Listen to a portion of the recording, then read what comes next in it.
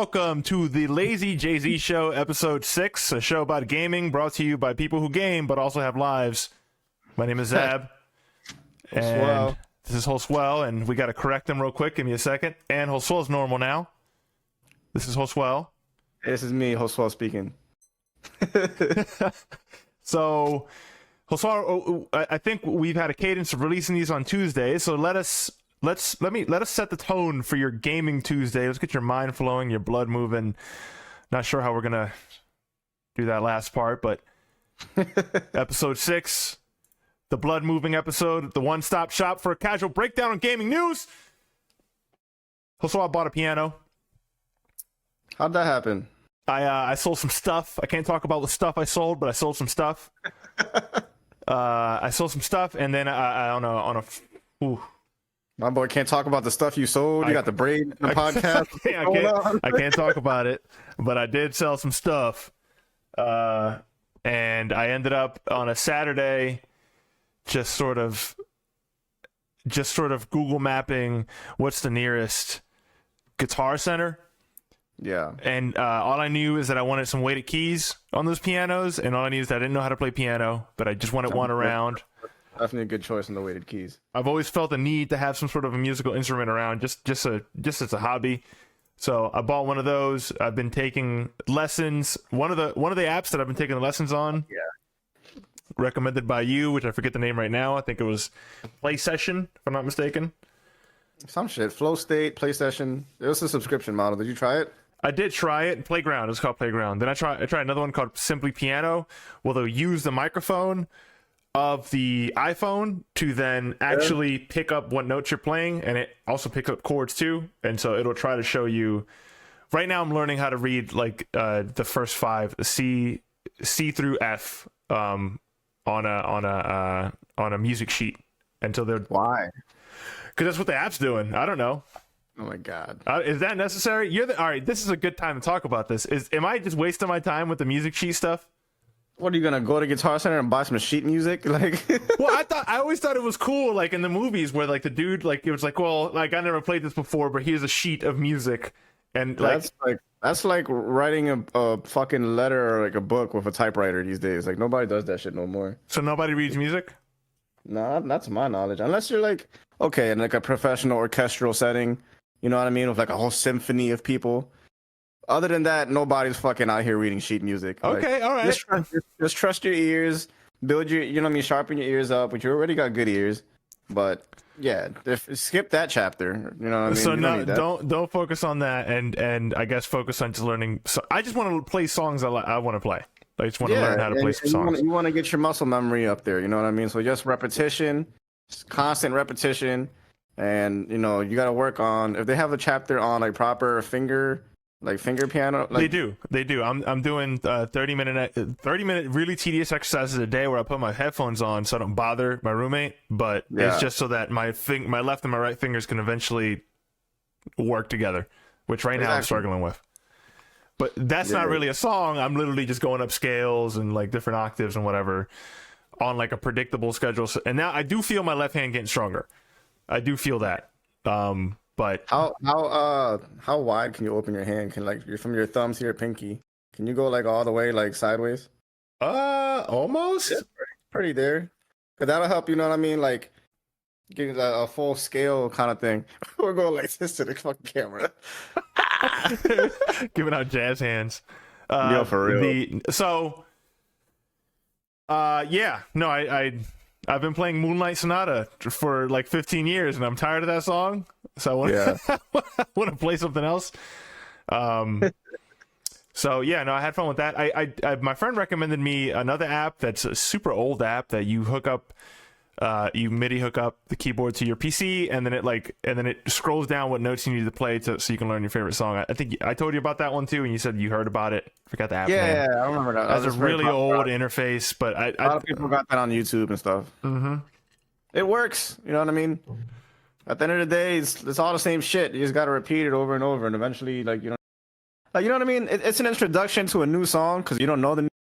Yeah. Once you have it implanted in your head, then it's like, oh, okay, your ears and your memory could tell you, all right, that was good, and no, I fucked up. You know what I mean? Eventually, you don't even need these apps anymore. Yeah, I do get that, like, because there's like certain song, like, because I played Moonlight Sonata for 15 years, I can like, I know what keys sound good with those keys. Like, I you know what I mean? I can't tell you what keys they are, but I know which ones sound good and which ones sound bad. Right. Like what keys are in the scale and shit. Yeah, but it gets deep, man. Like some songs, especially classical, like and jazz, they'll jump from one scale to another scale seamlessly. So it's like, what the fuck are the rules? You know what I mean? There are no rules, are there? Sometimes. That's cool. I've always audience Josuel's. I've watched Josuel play music for since I was in high school. This man is very talented. I've watched him in the background with extreme rage and jealousy. I tried, man. I tried. He's really good. So yeah, no, I bought a piano. It's a Casio. Really nice to have it at the house. How are the internal speakers in the piano? Very good. I was browsing some $300. Oh man, I forgot the name. It almost felt like a Guitar Center brand. Like, you know what I mean? Like, you know how Best Buy has Insignia and Walmart has like whatever the fuck they have. Well, it just felt like a cheap, great value piano. Yeah, and it was like, it just sounded bad. It just sounded like phone speakers. It just didn't sound great. This one has like a nice bass to it and a nice high, and it doesn't give me like, what's the clipping, you know what I mean, like when like that cheap MP3 sounding crackle. Yeah, it doesn't give me that crackle, that tinginess. It sounds very full. So really good piano. Good shit, man. I look forward to the coming weeks and hearing some improvement. Yeah. I also, thanks to my workplace, I just got a new MacBook. It's not new, but it's still pretty damn new. It's a 2021 M1 Max MacBook Pro. Now, Josue, you've been using MacBooks since I've known you. God, for a while. Actually, like, can we just, how long can you remember when you, like, how long you've actually been in the Mac game? Absolutely. When I started going to school in Full Sail in Orlando, Florida. What year was that? That was kind of like the big thing over there. It's like, hey, if you come to our school, we'll give you a MacBook. And everybody was like, what? MacBook? You know, at that time. Oh, my fucking God. Dude, is that a story you'd ever be comfortable with sharing? Like, what, just the I don't want to say nonsense, right? Maybe some people had a better experience, but just the Full Sail experience. Florida, it gets deep, man. It's like a whole episode's worth of content. There's so many fucking different things that happen over there. I might just do a Q&A, and I'll just pick your brain. If anybody tunes in though, and if you are curious in the Full Sail audio program, don't join the audio program. It is not worth it. Go there for video game coding, and go there for their video production program for like film and stuff. Their film set is ridiculous, like Hollywood level. Audio stuff, we didn't have much, like, compared to everything else. Shit. Yeah, that's why I bring it up. It's like, I think that's one of those topics that, like, it can get a little uncomfortable for people to talk about. I mean, I did not do very well in school at all, and I went to school multiple times throughout, like, my adult life, and you know, not to make this a political podcast, but the Joe Biden dollars saved me from really stupid things I did when I was in college in Camden and in college in Florida. So I know, like, school's a weird fucking topic for us here. Yeah, I mean, you don't even need school these days, bro. Just dedication, you know, YouTube. Fucking, if you get a brand new car, you want to know how to, like, change your brake pads, YouTube. You know what I mean? Yeah. Do you ever think about, like, how weird it would, like, trying to have a conversation with yourself, like, 16 years ago, and just go, like, bro, you don't need to spend that money. Like, you really don't need to do this. I wonder if we'd be even able to convince ourselves. Don't sign that loan. There's this magical thing is going to be on the computer one day, and trust me. And plus, everything's going to be touchsqucreen. All right, yo, buy Bitcoin right now.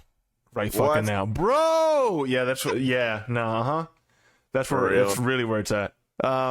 Anyway, I did not buy a MacBook. I was given a MacBook for work purposes, but luckily I am an administrator at work, so I can choose basically to use this MacBook however I see necessary. And they don't monitor the device, so I can really install whatever I want on it. So I'm going to start using it for work, and also I'm going to make it a workstation for content. I gotta say, just like some quick impressions. I know we're not a tech cast, but like the battery life on this thing is stupendous.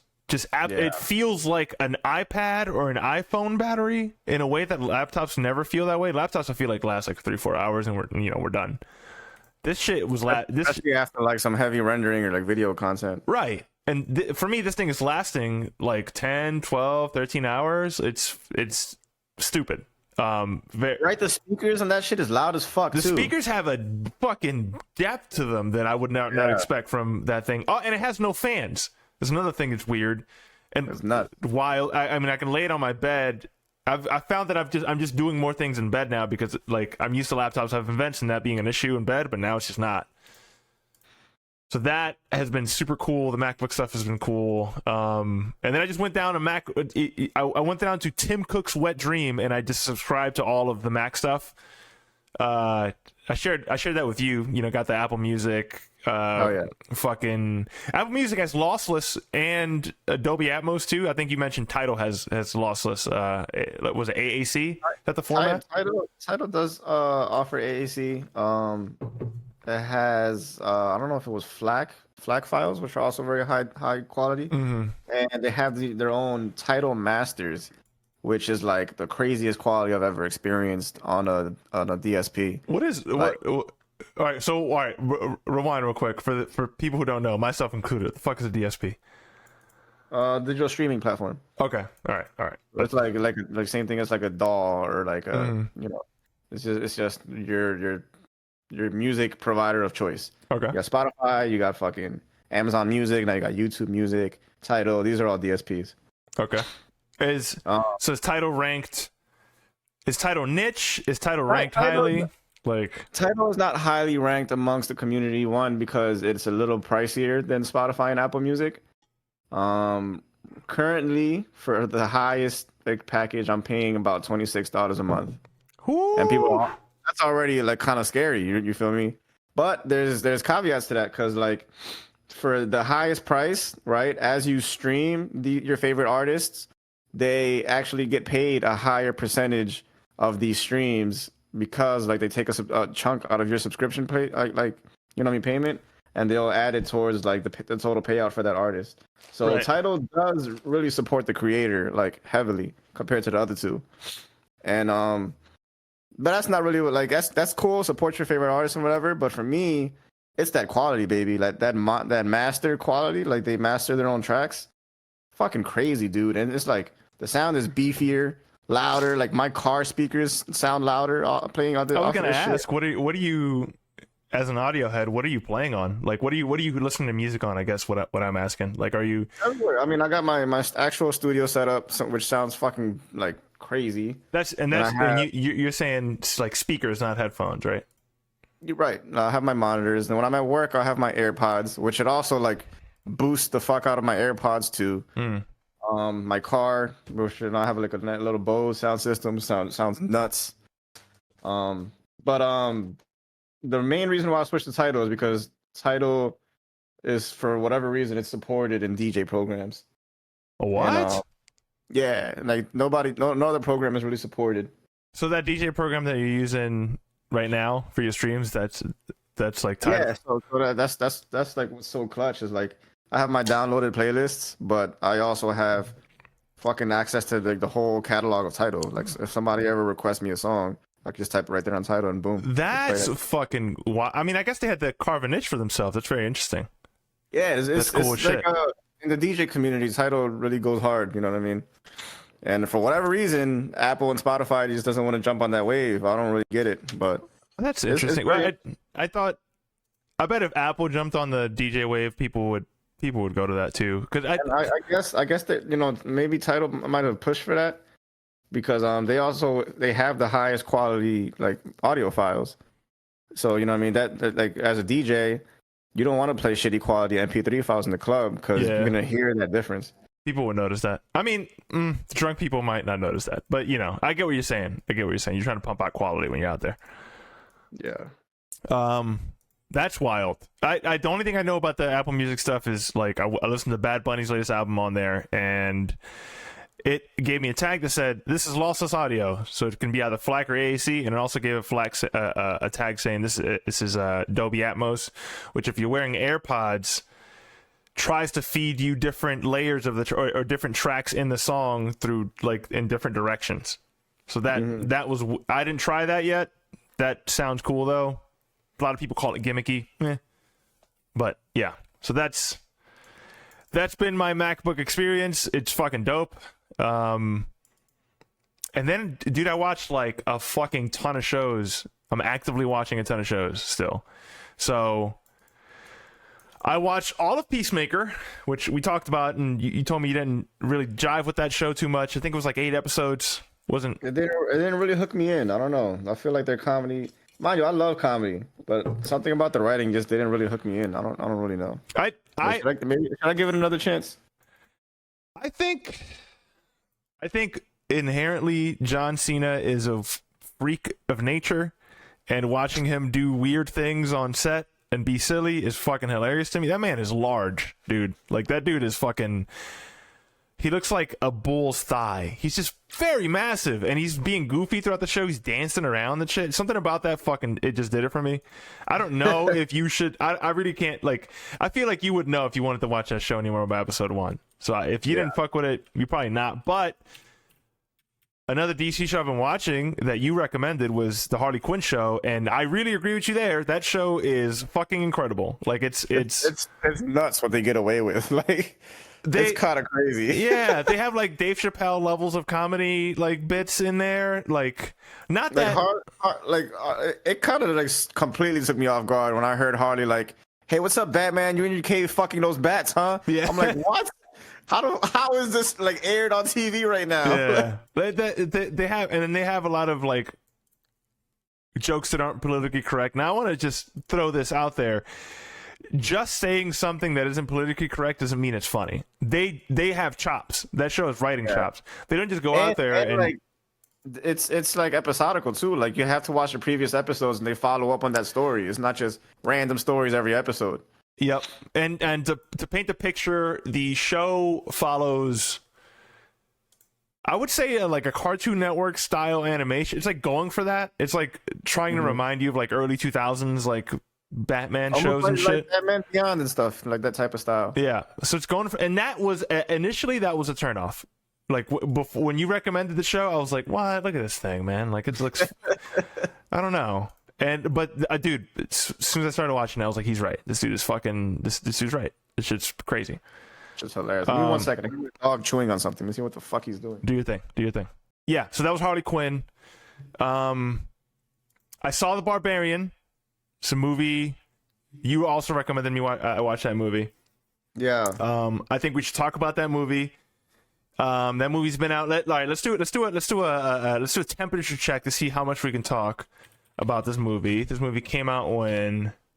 What was the release date? Not too long ago. This movie came out September 9th. Feels like we people should watch it. I think this is a good movie. Let's start there. You recommended this movie to me. Do you recommend this movie to just people who like horror movies? I would recommend to people that like horror movies, thriller movies, suspenseful movies, and generally like something that's like you're just gonna hide behind a blanket while you watch this movie. It's fucking like edge of your seat kind of thriller kind of film. I mean, I guess it is a horror kind of, right? Yes. Okay. So the premise of the movie, and we can say this because the trailer shows it, right? It's not spoiling anything. Woman who you don't know the background of too much goes into a town that she's not familiar with for a job interview, and she is going to an Airbnb. And then when she gets to the Airbnb, there's a gentleman in that house, and she does not know who the fuck this is, and that person is claiming, "I don't know who you are." And that starts off the untrustworthy sort of companion. Because he booked the Airbnb as well. Right. And the owner of the Airbnb is not picking up for whatever reason. Yeah. So I would recommend going into this movie as like empty as possible. Like don't even watch the fucking trailer. The trailer says too much. It says too much. Absolutely, it already says too much. You know what I mean? And I get it. You have to build, like suspense for people to come watch your film. But I started watching, like, I think the trailer was like a minute and a half, and the first 30 seconds, I was like, turn it off. I don't want to see no more. Yeah, like, when I see trailers like that, I what I sense is a lack of confidence in people going to see the movie. Like, I feel like they need to spell it out for you in order for you to be interested. Yeah, but at the same time, I feel like you kind of have to with the studios that give you the budget for the movie. You know what I mean? Yeah, I'm sure that wasn't. I'm sure that is not the director's dream to like to you know what I mean, to fucking show you what this movie is. So it's not like they spoil everything, but it's just like you already see the premise and where things are going. Yeah, yeah. But I'll tell you one thing. That I saw it with my sister and my stepsister. The whole fucking movie, they have like their fucking hoodies down to their faces, peeking out and shit. They're fucking. It was hilarious. And then like I got home, literally creeped the fuck out. Like, there's a basement in the movie. I have a basement in my home, and I was just like, nope. You mentioned that. You mentioned that in the call when we talked about it last week, and yeah, I don't have a basement. You're already like in the safety zone. Like it's like, I'm good, fine. Bro. There's no secret man in my walls. Yeah, I have a fucking, you know what I mean? I have a basement over here, and it's like, you know what I mean? It's just unsettling. So it's not a finished basement. You know what I mean? I just have my laundry machine down there, power. You know what I mean? Is it all right? So like, so now do you think of that movie when you go down there, or are you over it at this point? Yeah. Oh, I mean, I'm over it at this point. But that same day, that same night. Like, you know what I mean? We saw a late showing, so we got back home around like 11:30 to midnight. So I got home. He's like, "Fuck, I gotta do laundry." Shit. What? Fuck. I turned everything on. I was like, "Oh no." I'm not 100% on the movie. There's like two very specific things about the movie that I want to criticize, but they spoil the movie, so I'm not gonna say. But sometimes I feel like there's aspects of what the movie's messaging is that gets in the way of the movie. But yeah, like, you should watch it. I'm sure it'll come out on streaming platforms pretty soon. I'm not sure the success of this movie in terms of the box office numbers. It doesn't seem like a movie that would be very, I don't know, I could be wrong. This does not seem like a movie that would be a super hit. A lot of horror movies are never in that, that echelon. tier. Mm-hmm. Holy shit, this will never be like a Marvel film type of success. Yeah. So, you know what I mean? But we take them as they are in the horror community. You know what I mean? We only get so much, and most of them are shit. This one is actually one of the good ones, so highly recommended. Yeah, I guess I'll side with you in the end. There is that I'll say definitely had a good time watching the movie. I would even go crazy enough to put this up there with Hereditary, as far as like, damn, this is pretty impressive. I never watched that movie. Never watched that movie. God. I did watch. What was the movie that? Oh God, from the same dude. Misnomer. Misnomer. Hold on. You're talking about Justin Long or which guy? There's a movie. Okay, what's that movie called that you were talking about? Hereditary. Yes. And so there's the guy who makes that movie. Who's the director? Directed by. Let's check his works. Midsummer. Have you seen Midsummer? Yes, Midsummer's fucking. That movie. After I got done watching that movie, I was like, I will never watch this movie again because it fucking fucked me up too much. I did not. It's like, who would have thought you can paint a scary movie in the daytime? Because that whole movie is like shot in the daytime. Yeah, no, that fucking movie was horrifying. Like that movie makes me really afraid of cults. Do not fuck with that. That shit was awful. It was a lot of like paganism and like cult worshiping in that movie. And the practical effects, man, like that. All right, that movie was like, yeah.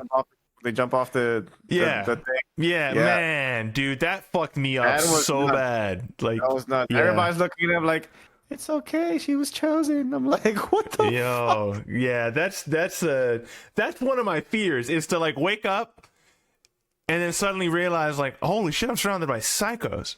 I thought I was surrounded by normal people. How nuts was that ending with the guy?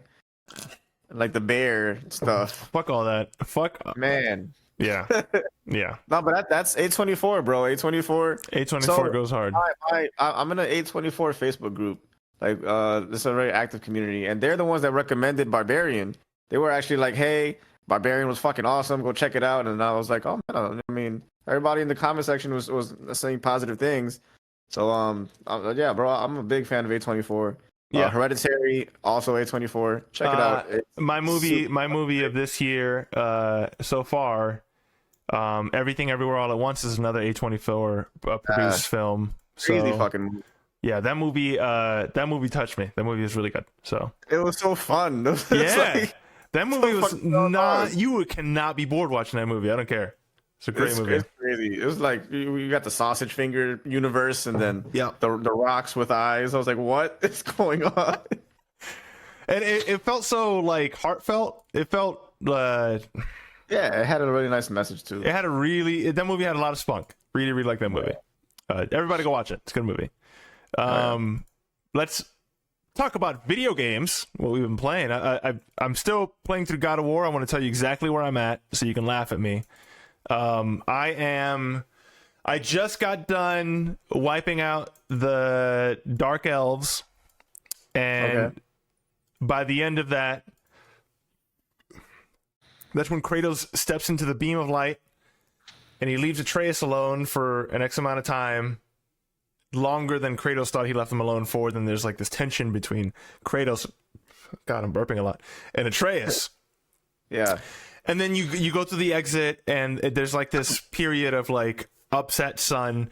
It takes like an hour for you to get out of there. And then they sort of make up. They find a middle ground understanding, and then Kratos is now opening up more to Atreus.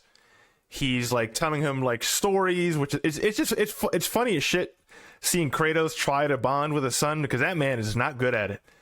Yeah. But it's like it's still endearing. The combat is getting more interesting because it's like there's more things I need to memorize, and it's very satisfying. I'm finding the combat to be very satisfying, and it's actually a really decent RPG as well, because you have to think about like what equipment you have on, and if you're good at like speccing your equipment, you can have like, I'm just going to be a strength build, and you can like find talismans, armor, and special abilities that align with the kind of build that you're doing. And I was really surprised by the depth of that.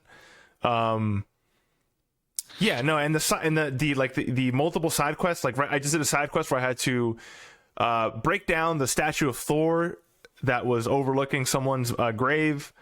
Yeah. And because that motherfucker came down and killed the mom of the son who built the every god is a dickhead in this universe. Pretty much. They just like they powers and shit. So that's all to say. That's from where I'm at. You have yet to get Mimir. Have you got Mimir yet? The head? No, but I did get stuck in one part. I had a classic like what the fuck am I doing moment and then like I looked it up, and it was like, oh, all I had to do was look up and there's a thing I gotta hit. That ever like that happens, I think, to people. Yeah, all the time. So that happens to me a couple of times in Returnal, actually. I've since grown as a person, and I'm like, it's okay. I'm just gonna look up the video, and I'm not gonna feel bad about it because I'm whatever. I just want to move on. I don't got time. Yeah, like it's fine. It doesn't make me worse. I'm not seeing it right now. And like as a part of that, I was like, oh, like this dude has a playthrough where he beats the game in like 12 or 13 hours. And clearly, like that's a dude who probably speedruns it, or not speedruns it, but knows how to go through it. Yeah. And the part that he was at in that video playthrough that I watched, I would say that I'm about halfway through the game, because I was about halfway through his video at the part that I was at. So that's funny, because if you haven't gotten Mimir yet, I remember him being like the first 1/3 of the game. But I don't know. Maybe that dude is crazy fast, but like he had like a 12-hour video, and that part that I was at specifically was an hour 5.5 or something. So yeah, maybe it is still 1/3, but that's about where I'm at in God of War, and I'm still playing it slowly. Yeah, no, man, you got a lot. Yeah, you only went to the fucking fairy world, the Dark Elf world. Yeah, yeah. So you got. I got like 6-7 worlds to go or something like that. But have you been to Helheim? I don't know. I think it's called Helheim. Their version of Hades. No, that sounds cool. No, I have not done that. But I did go to the Dwarven King, and I freed the first dragon. So I did do that. That's a side quest. It's a bigger side quest. Yeah. You barely scratched the surface, man. You're like 12%. Damn. In there. Jesus Christ. The video fooled me then. All right, whatever. whatever. He probably just avoided a lot of the stuff that you know what I mean, like straight story run. Yeah, I do like doing the side quest stuff. I'm not gonna not do it. It's just good content.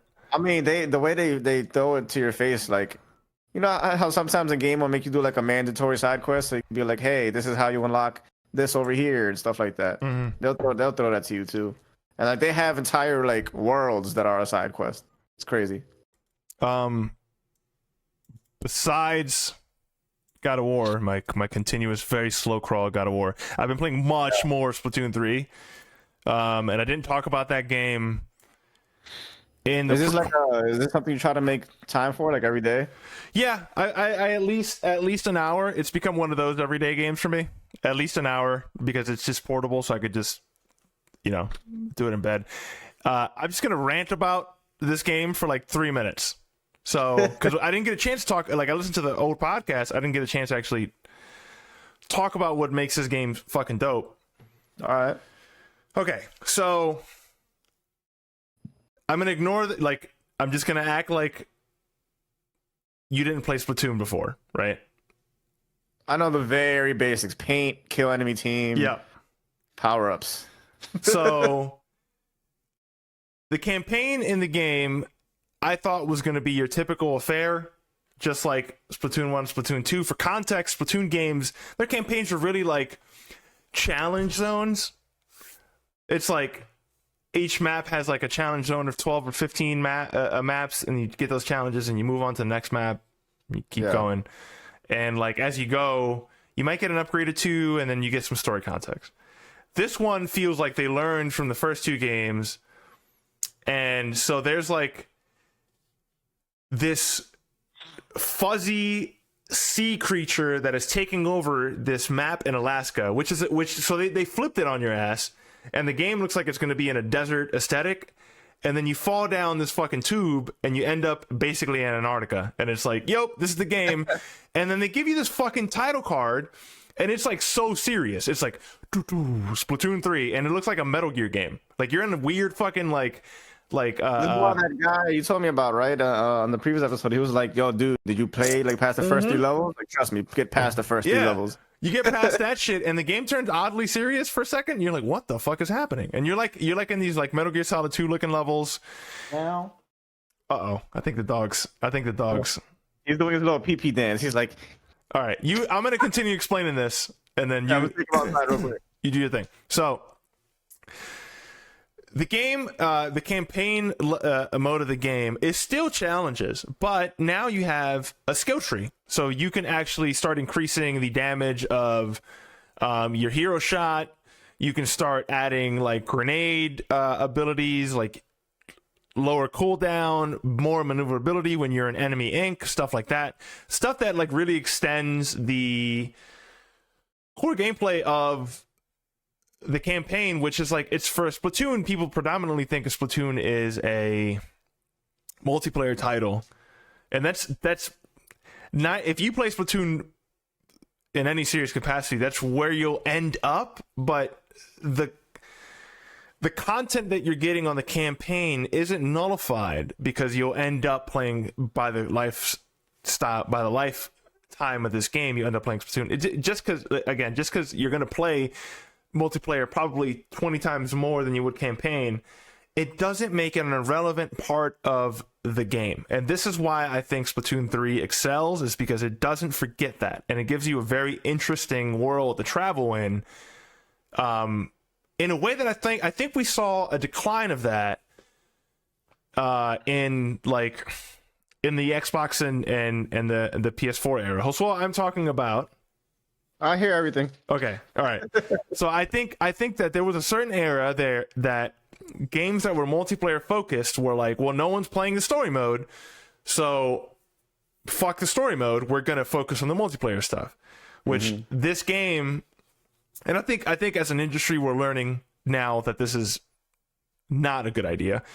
But this game is basically saying, we're gonna give you a great campaign mode, and I know that you're not gonna spend, like, if you play Splatoon for real, you're not going to spend probably 5 to 10% of your time is going to be the campaign, and that's if you beat it, right?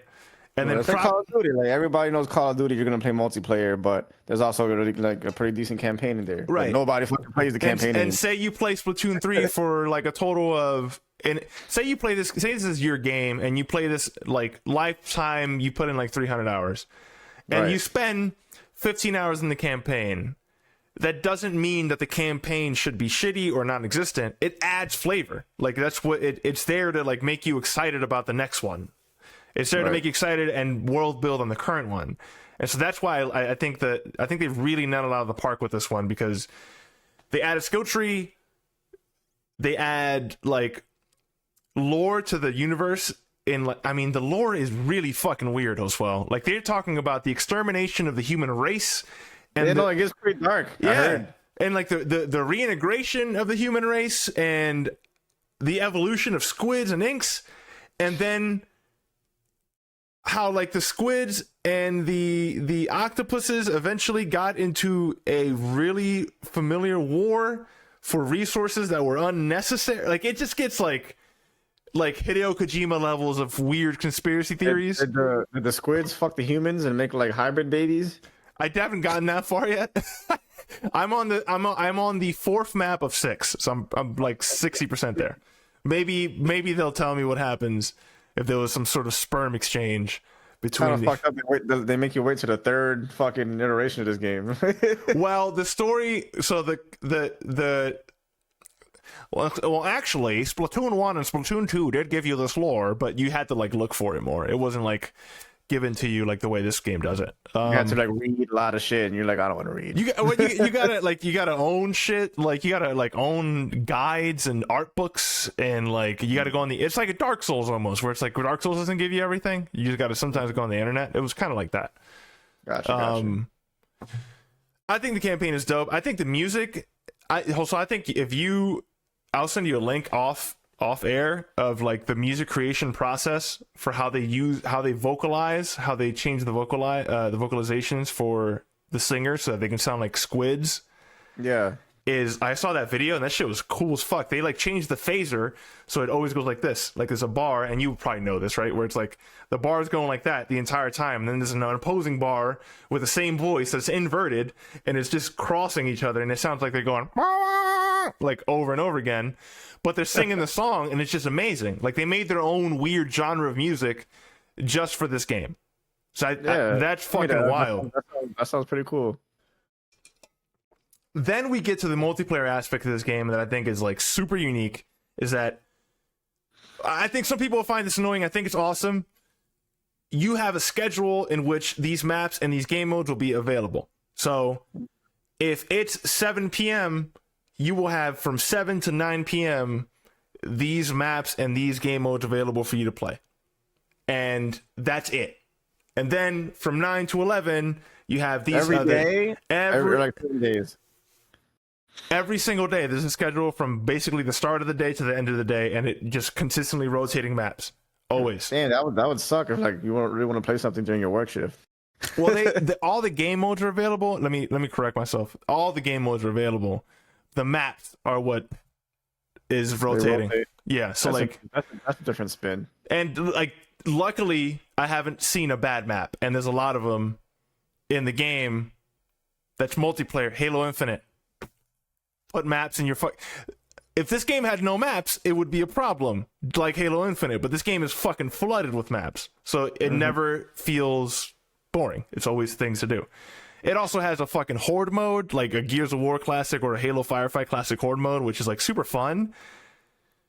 The fucking the grind to get your gear to level 3 to then match the fucking attributes that you want for your playstyle and your build is a fun kind of grind if you're into that game. And then we get to the game itself, and I have not played a game as unique as this when it comes to a multiplayer shooter in a long time. So this game hits all those things for me, so it's really easy for me to go in, because like my routine is, let me turn on the Switch. Okay, who's around my lobby? Let me see what the clothes they have on, because I can click on their profile and order a piece of that gear, because I can order one of those pieces of gear a day, and I think that one's going to match my build, and I like the way that looks. Let's go. Are there my bad. Are there like in-game like purchases and stuff? No, there's no. Well, there's no. There's only in-game currency. There's no like microtransactions or anything. Nice. I think the only money you'll spend is like a year from now when they're like, here's some DLC, like a single player expansion. But all of their multiplayer expansions are free. And it's like they broke a crazy ass record too, right? Like in Japan. Yeah, it became the fastest. Let me see, Splatoon 3 fastest selling. I think it became the. Nintendo announced today that Splatoon 3 has already. And this is September 12th, by the way, so about 2 weeks ago. Announced today that Splatoon 3 has already sold 3.45 million copies in Japan, accomplishing the feat just 3 days after its September 9th launch. This is the best performance for any Switch game in Japan during its first 3 days. And this is the Switch came out in 2017, so we're talking about 5 years and a half worth of launch games, and this game kicked all of their asses the first 3 days. So clearly the franchise is healthy. I'm really happy to hear that. About to see a whole bunch of Splatoon spin-offs after this. I'm doing a fucking victory lap in my head. For a long time, dude, I was really afraid that this franchise was going to be one of those forgotten ones. But, what are they called? Are they called squids? Like the characters? Inklings. Inklings. Yep. Do we have Inklings in Smash Brothers? We do. That's also my favorite character in Smash Brother, but he's kind of broken. He's a little broken. Broken. Nice. That's what's up, man. But I like Nintendo do good, so this is awesome. Really good title. They knocked it out the park. If you have a Switch, why not? Just try it. I mean, it's hard to say Nintendo doesn't have a shooter now, right? I mean, it's a fucking good one. It's a fucking good one. And it's selling like crazy. Like, can you imagine? It's like a game's coming out. Has a campaign, has a horde mode, has a shit ton of maps, has free updates, has consistently good equipment for you to strive for. Does it have stable lobbies? Yeah, I don't have any issues. They did it. They did what people were like. People can't come out with a campaign and a multiplayer game without seeing something being broken now.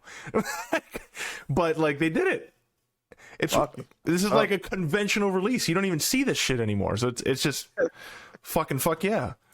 Hell yeah. So yeah. Anyway, that was my rant, my endorsement of the Splatoon franchise. Woo.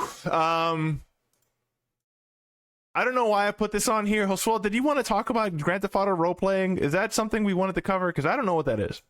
I don't know too much. It's a mod. It's like a mod that you have to get invited to these private servers.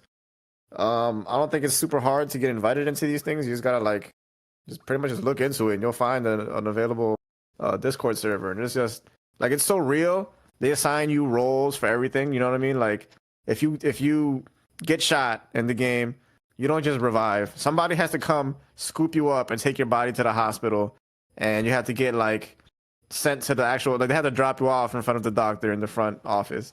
Somebody has to play the role of the cop. Like it's not just like a AI being your police officer or whatever. There's actual I don't know, what do you call them, like mods, like the guys that are all the way above, like they oversee everything. Yeah, they could just if they have an in-game chat and you tell them what your issue is, they'll just spawn up and check up on you, like, yo, what's up, bro? Like, you still getting the hang of this? All right. They'll just give you some shit, like, here's some quick cash, get you started. You know what I mean? You need jobs too. That's another thing. Like, my friend said that he's in charge of all the cocaine in the fucking district. That's awesome. Like everything goes through him, and he could hire like street runners and shit. So these are privately run servers, I imagine. All private servers, and then you can just they have real cars in here, like you can have 350Zs, you can have Corvettes, fucking Teslas. It's crazy. You can dress your guy up in some fresh fucking Yeezys with some fucking Versace shades on. It's nuts. It's nuts. The level of realism, it's crazy. I can see people just getting lost in this game. For real. That's dope. That sounds like something I would watch, not do. I probably would not do. It sounds very time consuming. Yeah. Not bad for a streamer though. Yeah, that sounds built for that person. Oh yeah. That's cool. That reminds me of the Minecraft world, the Minecraft RP servers where people would have a job and a government and you need people to run it and all that shit. So that's all I got really. What you been up to, dude? Talk to me. Yeah, man. Talk to me. Been fucking geeking out that I finally got this DJ gear, bro. Like every day, I just still can't believe it because I waited for so long. You know what I mean? Because there's a shortage of DJ gear. Just been practicing on this shit before even receiving it. You know what I mean? I was just obsessively watching YouTube videos, learning all different tricks and just techniques and on how I can improve my game. So coming into it off the rip, I already feel, I don't want to say super advanced, but like I know what I'm doing. You know what I mean? I don't sound bad when I'm DJing, which is nuts to say because this is my first time ever fucking trying it. And it's like, I don't know, but it's just taking little pieces of like my musical history, like my piano knowledge, my production knowledge, now my DJ knowledge and my musical taste. Just you blend that all, and it's like, fuck, man, it sounds sick. Like you gotta tune into one of my fucking my sets. I did. I literally have music for everybody. I didn't tune into the first set, but I got to the VOD, and I think like a good portion of it was muted by copyright holders because Twitch. But the parts I remember, and I told you this over the phone, there was a fucking beautiful moment that you had where you had you did one of those 1/4 steps loops. And then you like naturally transition to the next song, and then you on the mic you were like, yeah, that was cool. And I was like, I saw your brain, like I saw your cogs and your head turning, and I thought that shit was awesome. It's such a fucking like just an overall joy, man. Just like holy shit, I never like just to have so much control over an audio track. Like it's so much more than just pressing the play button. Yeah. It's like an insane amount of like fidelity that goes into it. Also, like it's kind of nuts just how fucking responsive it is, like twitchy responsive to like loop something or you know what I mean, backtrack to the fucking record, blending songs together. Yeah, it's a whole art. It's dope as fuck. So I'm just enjoying it. Check me out on Twitch. Ask for Nube, AskForNube. We'll put it on the description, on the YouTube description this time. Yeah. And then we'll also throw it at the end as a title card. Yeah, like we gotta get people to tune in. I seen your first one had like 50 views, so that, I mean, fuck, bro. And then I put a piece of content on Instagram, right? Yeah. I sampled. I don't want to say sampled, but like I kind of chopped up this old '80s record from New Edition, and I have like 8 keypads on each side of the deck, and so I had 8 buttons that I had programmed to like different cuts in the song. So I'm doing like cha cha, you know what I mean, like chopping it up. And I made that shit sound fucking cool. And I think I heard this one. I think I actually heard this one. Yeah, I threw it up on Instagram or whatever on the reels. Went to sleep overnight, and I'm off like, why the fuck does my phone keep buzzing? I'm just getting follows like crazy. Fucking, I wake up, I got like 4,000 views in this one video. What? Holy shit! I didn't know you had 4,000 on there. Bro, I got like 4,500 views. And I'm like, damn, this just happened overnight. I need to make more of these. Yeah. You make more of those reels. You know, we were talking about attention span. Real shit. Just go cut to the hot shit. Cut to the hot shit. That's what people want. So I guess just do that. But that's dope. I'm glad to see you're still doing it. I'm glad to see you're naturally good at it. I'm just gonna mayor endorse Mr. Hoswall here. I've been watching this man cut it up in the music game since I was in fucking high school. This dude's super talented. Go watch him. Man, appreciate it, bro. Other than that, you know what I mean, we've been playing I've been playing the Call of Duty Modern Warfare 2 remake, which is a fucking mouthful. The Call of Duty Modern Warfare 2 remake beta. Shit.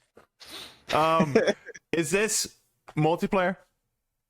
Yeah, it's multiplayer only for the beta. Okay. I was part of the PlayStation Open beta, not the early access. So from the 18th to the 23rd, I think I actually got in there the 22nd. It was still like I had a great time. Yeah. I didn't put too much time into it. I want to say probably like 3 to 4 hours. It was enough for me to make some classes, get deep into it, play the levels out. I gotta say it was fun. You know what I mean? I don't know if I'm enticed to purchase it just off of the beta alone, because I've tend to regretted pretty much every Call of Duty purchase in the last like 10 years. Didn't we buy one together? Advanced warfare bullshit. You're running on walls.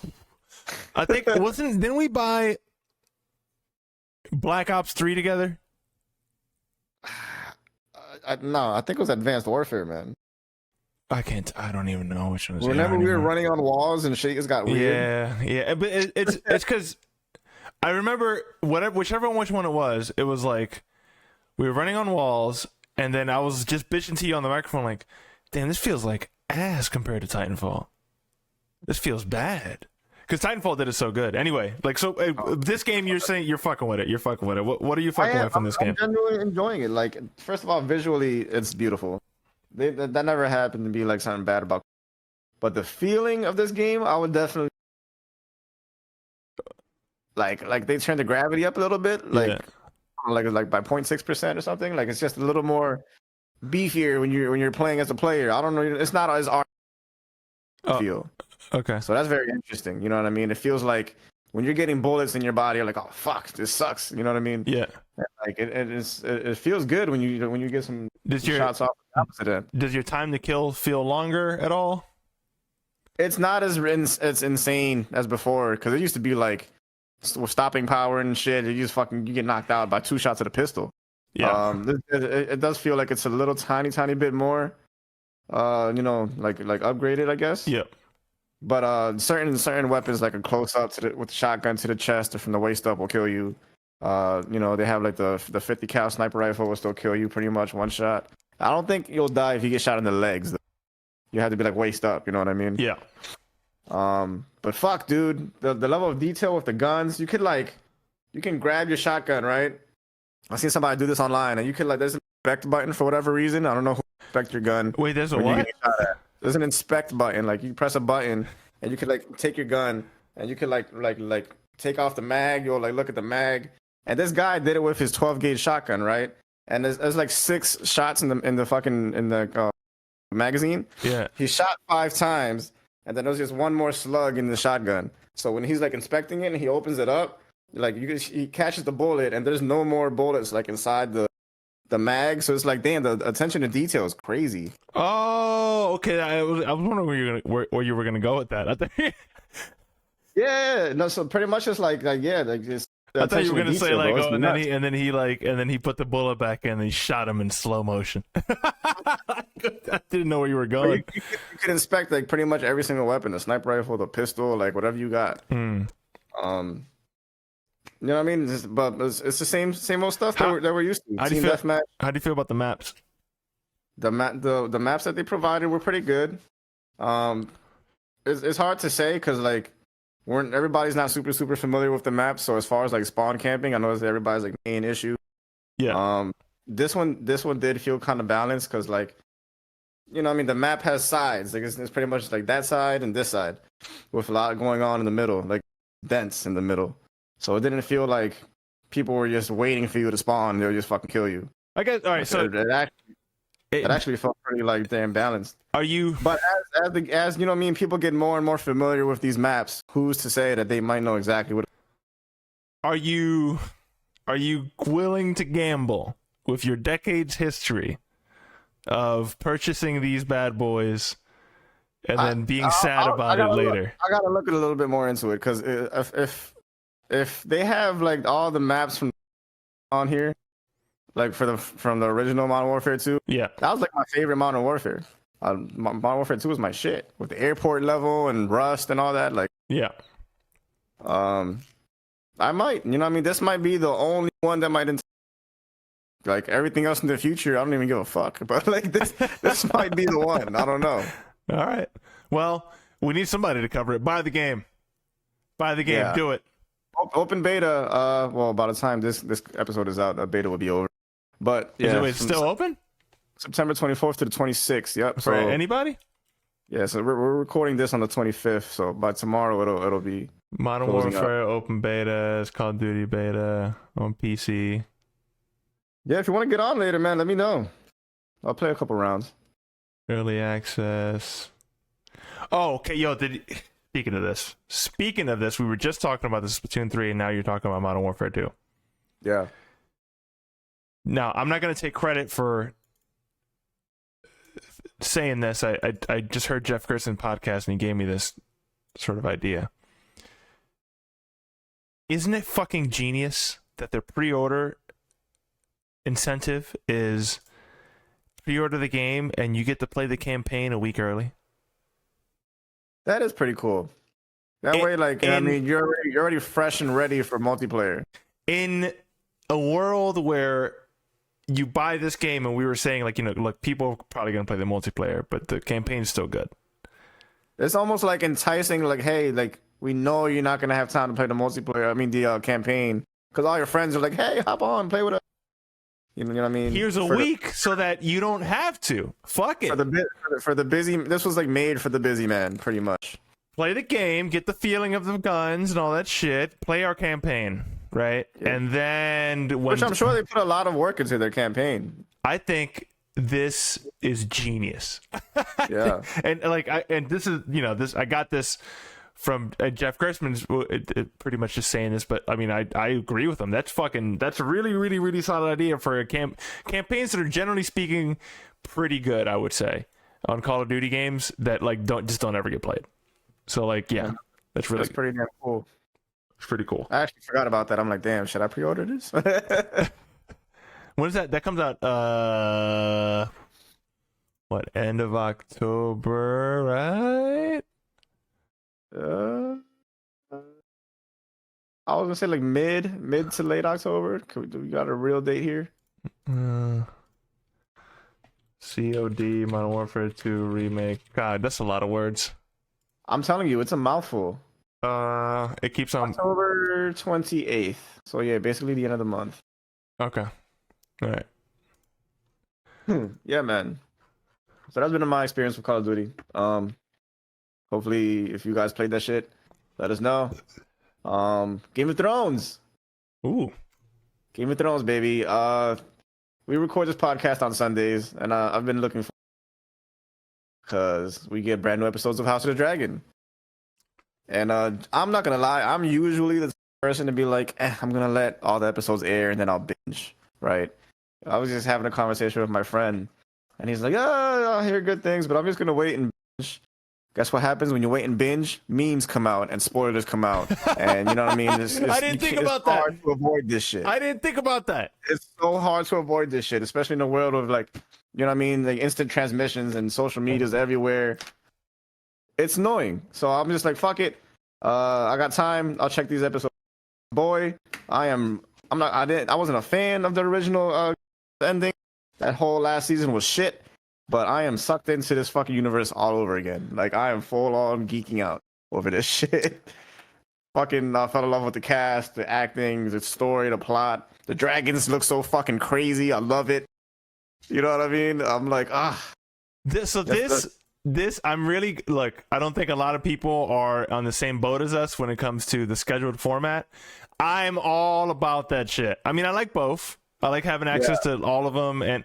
But like, having a big old show that's an event happen, like, every Sunday I get to look forward to this, is just, I like rituals. I like traditions. I like shit like that. So like, when we get done this episode, I know I have something to do.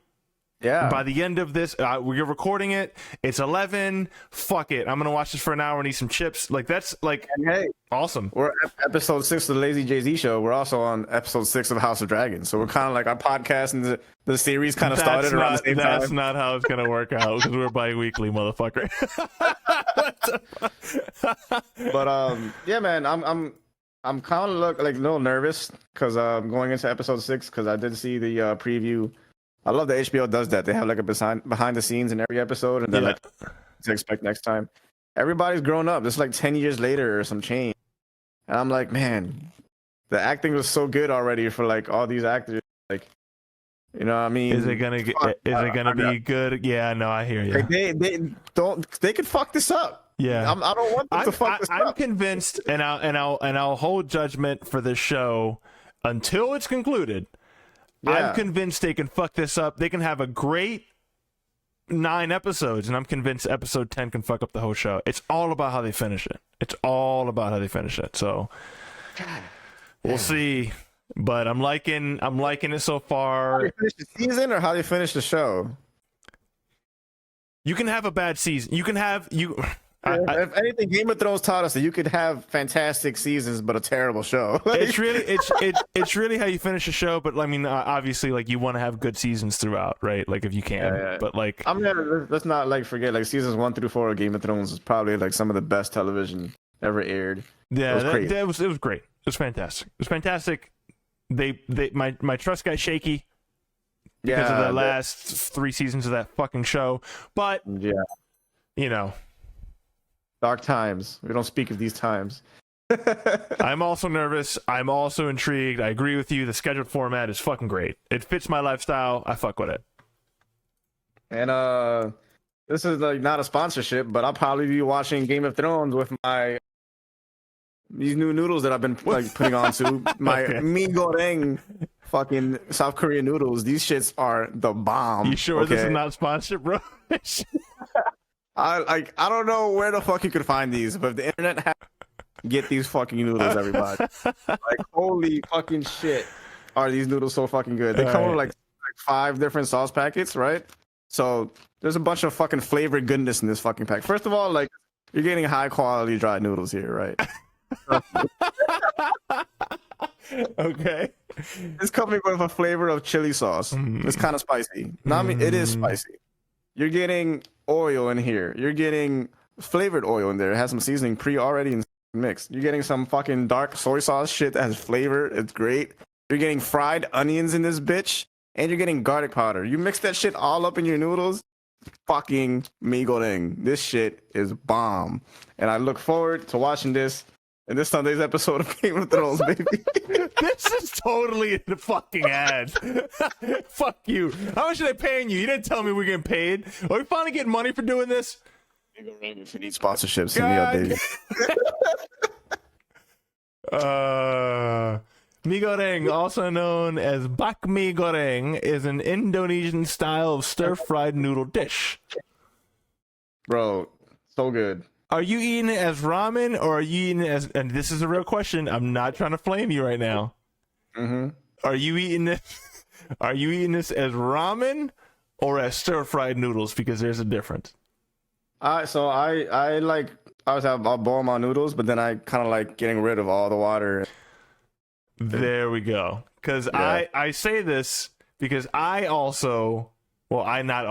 made the mistake one time of going like, this is ramen because it has noodles on it. And then it wasn't ramen. And it tasted really bad. You can get the full flavor that way. It gets diluted with all the water. If that's your cup of tea, then hey, I ain't gonna not tell you, like, eat your food how you want to eat your food. You know what I mean? I tried to convince my friend, like, he's like, I like the broth. I like to, makes my voice and my throat feel better. I'm like, I'm looking up some mee goreng facts real quick. Bro, I'm gonna fucking send you a pack of this shit, and we're gonna do this like live on it or some shit. Like, it's so fucking good. They only sell this shit in the Asian supermarket over here. 912. All right. So this is what I'm afraid of when it comes to these things. 912 milligrams of sodium. Okay. What is the recommended daily dose of sodium?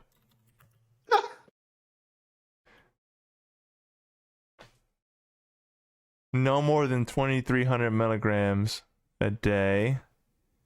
Okay, so this has like a third of your sodium intake, so just be careful.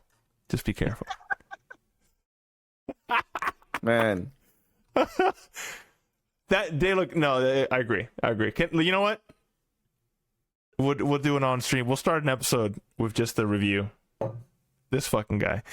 This guy call for commercial break for the sponsored ad. We're gonna go on break, and when we back, we're gonna talk about some news. That's gonna be our thumbnail. Some news. All right.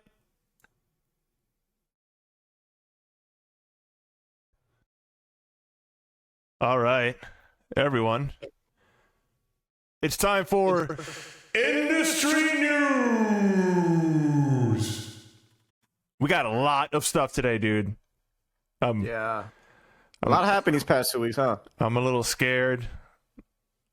I want to watch House of Dragons, but I guess we got to talk about the news. We got a big batch of news today. Take a seat. Sit back. Let's do the thinking, the talking, and the judging. We don't need you to think, bro. We just need you to sit here. And if you got to think, put it in the comments.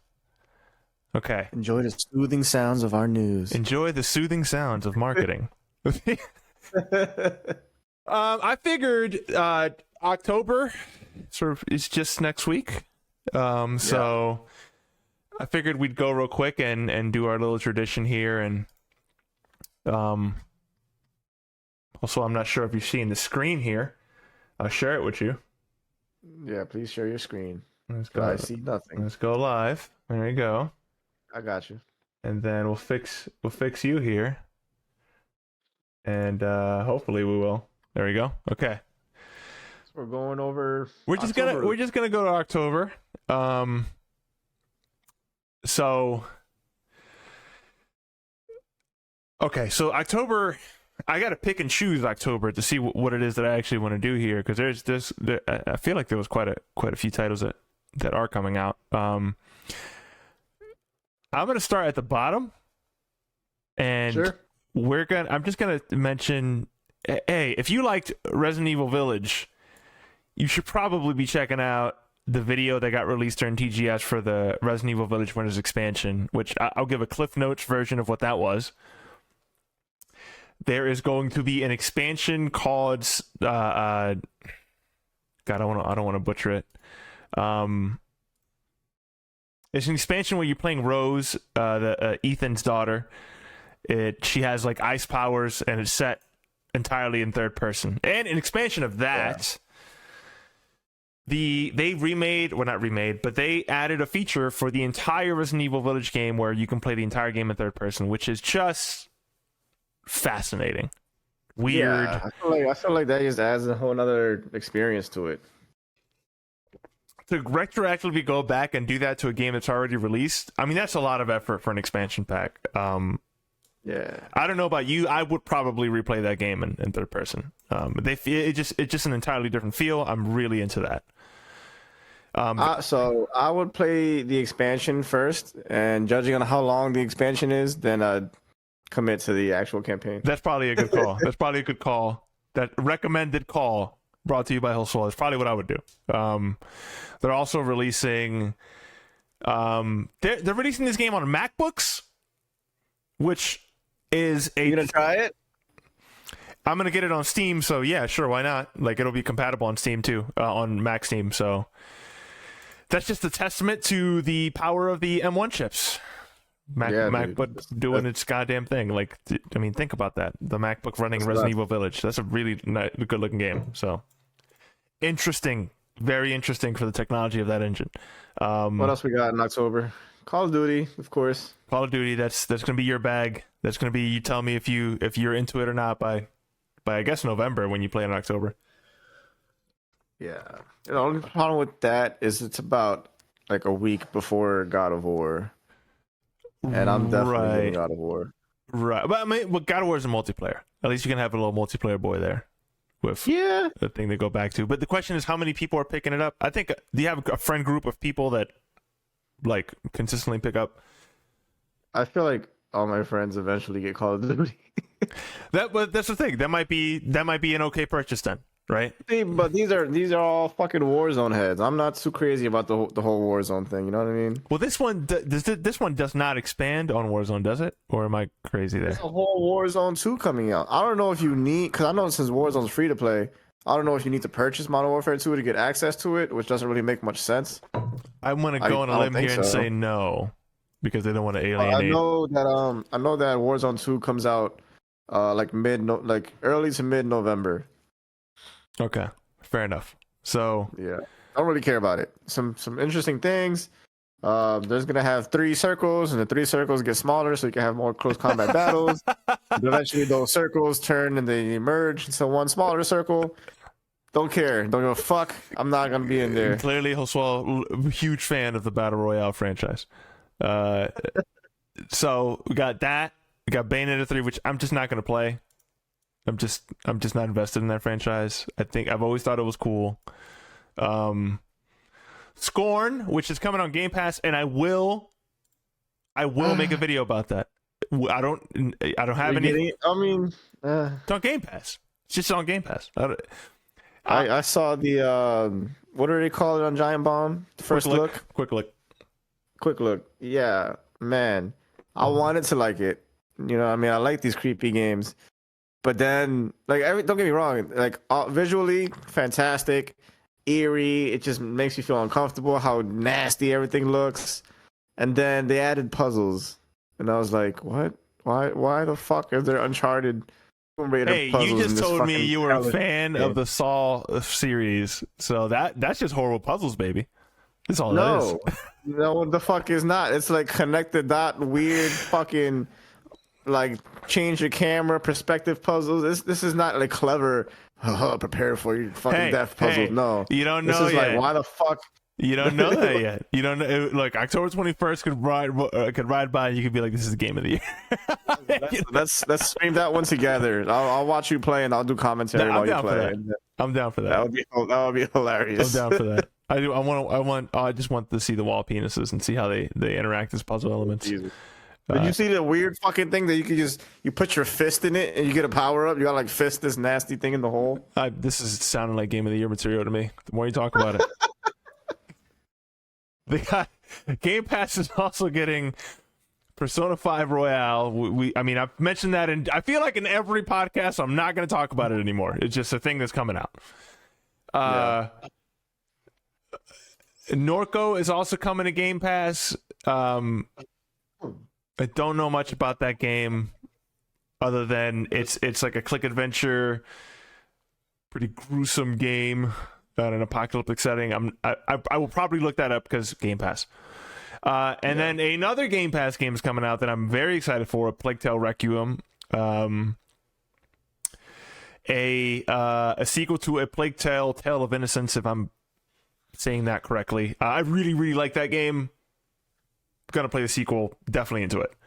Other than that, they're bringing Triangle Strategy to the PC. That was part of the TGS news. That is one of those JRPGs that looks like quasi 3D, and the internet has termed it 2.5D, which I think is a retarded way to describe that. But sure. And I'm thinking about the other day. Not to stop. Let me stop you real quick. We have first-person games. We have third-person games. What the fuck are second person? Was there a second person perspective? What would that even be? You can see there's a split camera in the middle, and on the left side is first person, on the right side is third person, simultaneously at the same. That sounds hellish.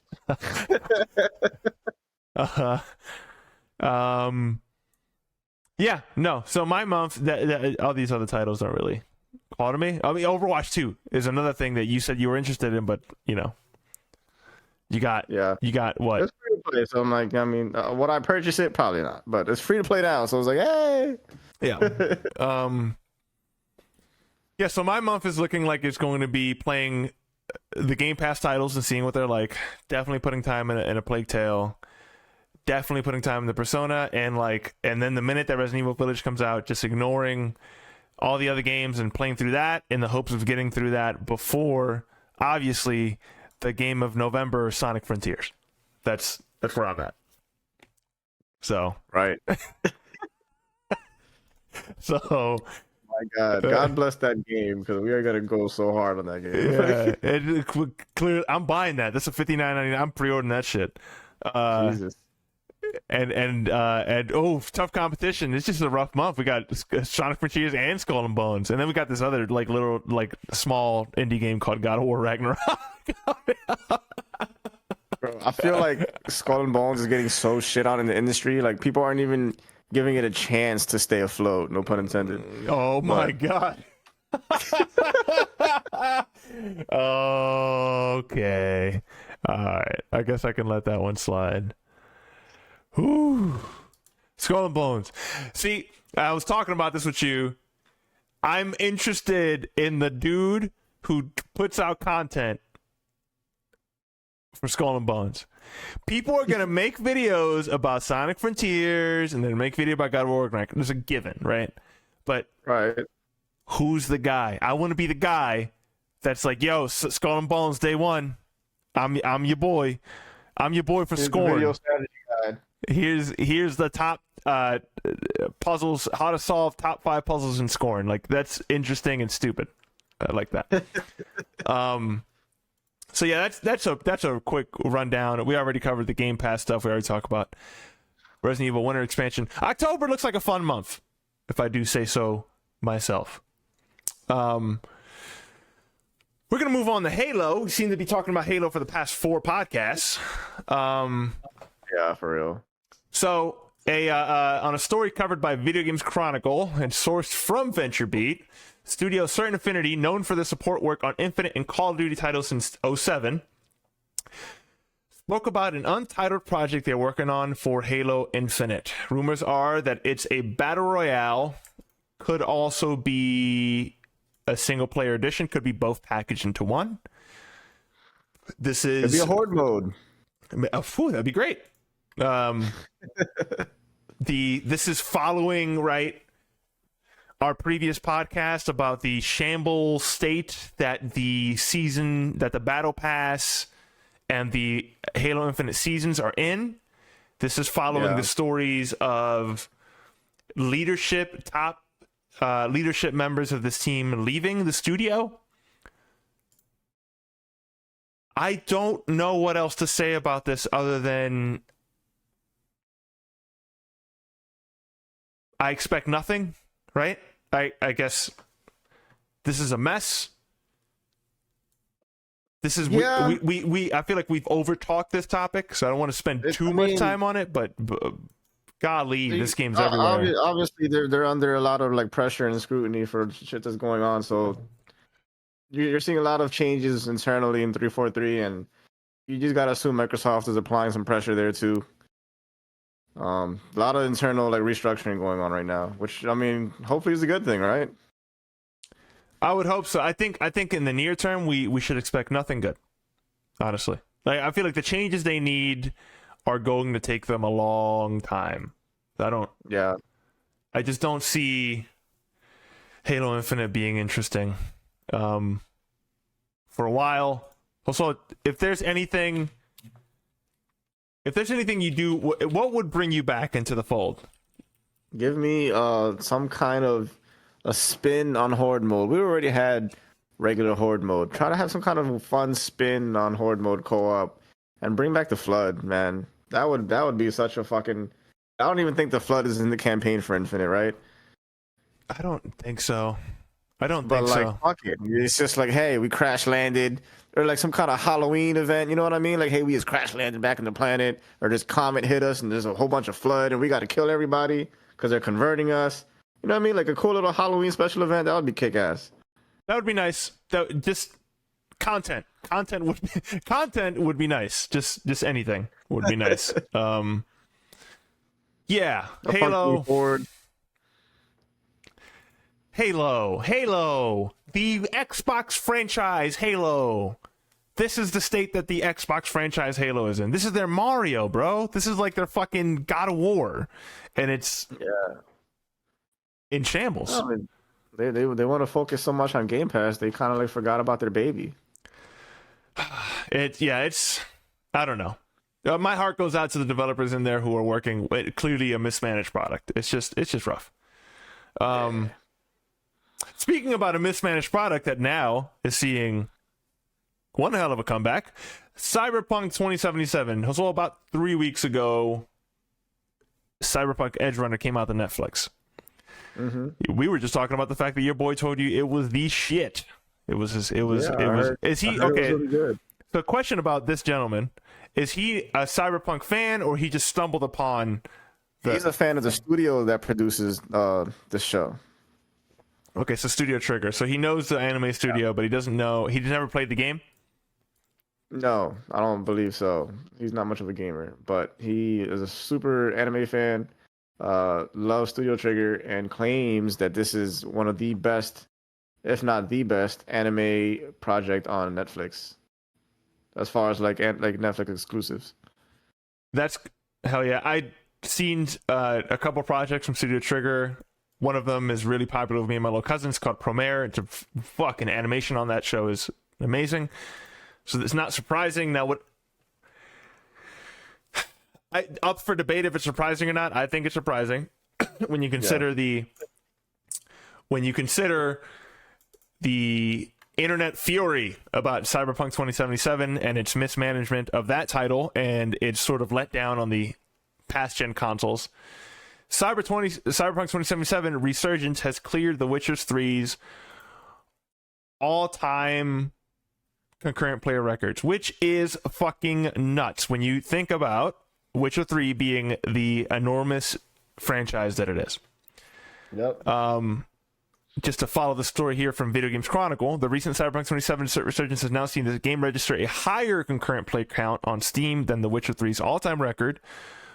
Benji Sales, I don't know who this man is. I think he's popular man on Twitter. Benji Sales, popular man on Twitter, says it just passed all Steam peak concurrent players for Witcher 3. Nearly 2 years after launch. This is good news for me. I love a good underdog story. It took me about a year and a half, give or take, probably a little less than that, for me to, like, I started 3 different saves and I eventually got to the point where I got interested in the world, but this was like 5 patches afterwards.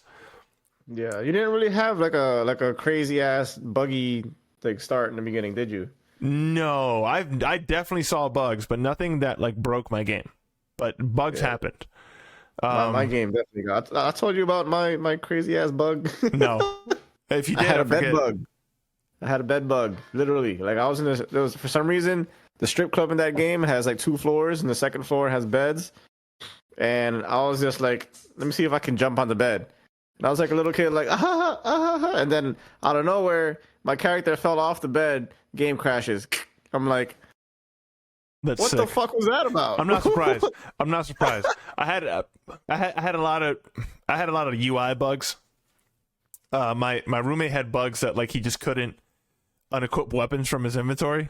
Like he just couldn't delete a weapon. Like so it would remove an available slot for him of available weapons to pick from on the loadout. Just weird shit like that.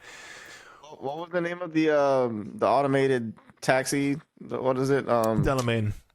The Delamain, right? There's this one mission with the Delamain where he takes you to like underneath the tunnel, like a walkway tunnel or some shit, and then you get ambushed by this gang. I don't know if you remember that mission. And like for some reason, my save file was just like it would just like load me it was hard. It was a hard ass mission, and I was not prepared for that at all. We got jumped, and I had like a shitty pistol.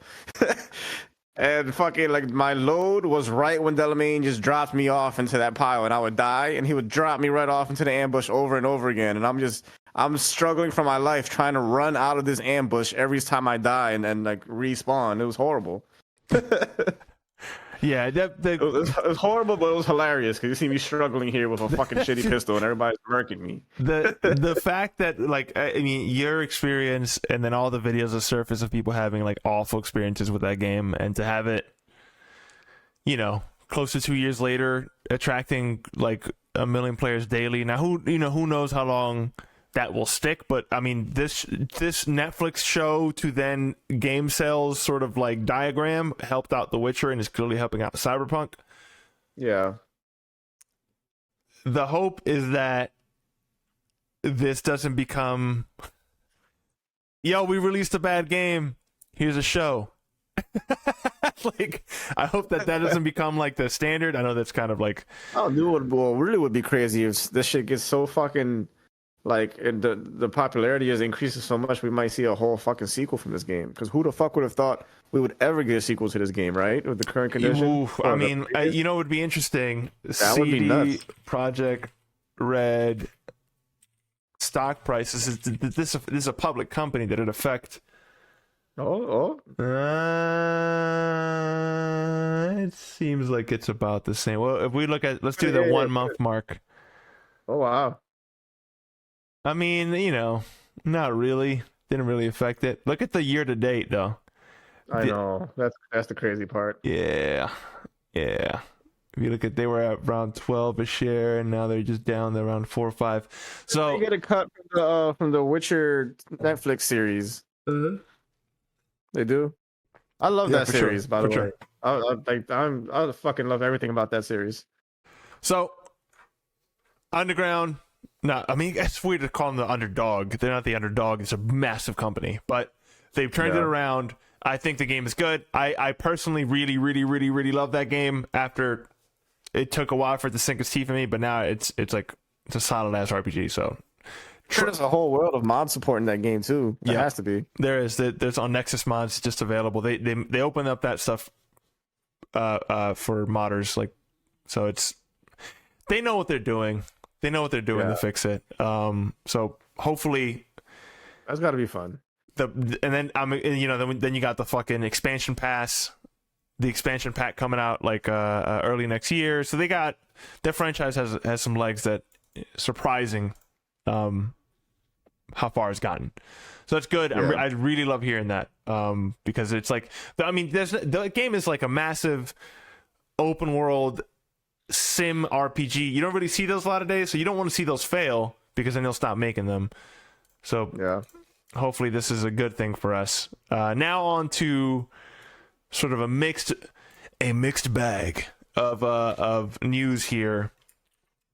We'll start off with the good and we end up with the bad. So,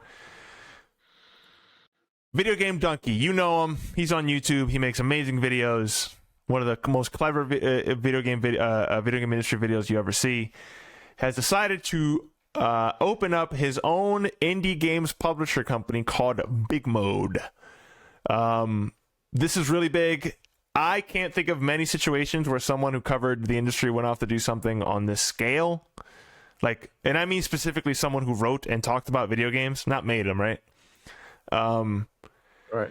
I can think of, like, Jeff Gerstmann got fired for his Kane and Lynch review, turned him into an icon. He went off to do Giant Bomb. Giant Bomb has since spawned off many hires that then left Giant Bomb to start their own big things. Like that, he's created a company that just spawns talent, and then they create their own companies. Like, have you ever seen that video game channel called No Clip Documentaries? Yeah. It's a big channel. It's quality documentary content. You really can't find it anywhere else. That dude started at Giant Bomb. Like, it's just a whole bunch of people that spawn off a Giant Bomb. All started with Jeff Gerstmann. Greg Kasavin used to work at GameSpot alongside Jeff Gerstmann. That dude went off to become a video game developer who has since then spawned off to create a game like Hades, which is one of the biggest games of 2020 or 2019, whenever it came out. And that game is just heralded as a fucking classic. You love it. I've seen you play it many times. Yeah. And now Donkey, right? So Donkey started with Giant Bomb? No. What I'm talking about is people who are in the industry of talking and writing about games, spawning off to do things. Gotcha. Like big things. Yeah. I'm sure there are like a crap ton of other examples, right? But I'm just thinking of the big ones, and I wrote in my notes here, and I guess we can mention Jeff Keighley as in the same echelon, because he started off at GameTrailers.com, I guess, and now he's in fucking everything. You got that one guy, Greg Miller, started Kind of Funny. Yeah, with, and then he spawned off to do his thing, and he's pretty large now. He's like in video games now too. Yeah, that's nuts. So yeah, no, this is good. I'm interested to see. I'm not gonna, I have trust in Donkey in his ability to care about video games, but that in the form of execution is a completely different story. I'm not gonna call this a success until I see some games from him. And then on to the bad news also. And actually, you covered this with me. I didn't even know this happened. If you can take this off here with G4 TV. Yeah. So apparently, I don't know when this happened exactly, but G4 TV was hit with major layoffs less than a year from coming back. I mean, I don't know about you, but I was a little excited to see G4 make a resurgence last year. And then, you got some of the original cast from Adam Sessler, Kevin Pereira, and also 198 other employees that got hired. We should mention off the top that this is a Tencent backed company, I think. Yeah. If I'm not mistaken. Yeah. While you explain, I'm going to run through this story. So let's see. At least somewhere between like 20 to 30 staff members were laid off at G4 TV. According to three sources familiar with the business, the video game talk network from the 2000s was resurrected last fall on streaming platforms like Twitch, as well as cable TV and YouTube predominantly. Because I swear to God, every time they went live on Twitch, I couldn't find them, or just we had time differences. So I always caught them on YouTube, regardless. But yeah, they lost one of their main fucking co-hosts, which is kind of like sad as fuck. Which is, I don't know what's behind that. Like, was she fired? Was she? I don't know. And you know, I heard fucking. Why am I thinking of Jeff Keighley? Not Jeff Keighley. Kevin Pereira. Was Jeff Keighley ever on G4 back in the day? Probably. I'm sure. Right. He's on everything. I'm sure, bro. But it sucks. You know what I mean? I don't know what the fuck they were thinking. You know what I mean? Because like budget wise, this it's very expensive to maintain and to pay 200 employees. Especially when something just kicks off the ground like that. Because it kind of sounds like an experiment anyway. You know what I mean? Like, let's see if we could try to bring this back. They're not getting crazy amazing numbers on their subscriptions. Like for example, like Donkey. Let's check it out real quick. Video Game Donkey has 7.2 million subscribers. This is one man. I'm sure he has a team, but this is one man. Right. You know what I mean? Let's see G4, this YouTube channel. We're looking at 133,000 subscribers, which is a substantial amount. But come on. You know what I mean? Like, you have so much financial backing. You have your fucking history of being G4. Clearly something's not working out. They got to make cuts. It sucks. You know, you hate to see it. Yeah.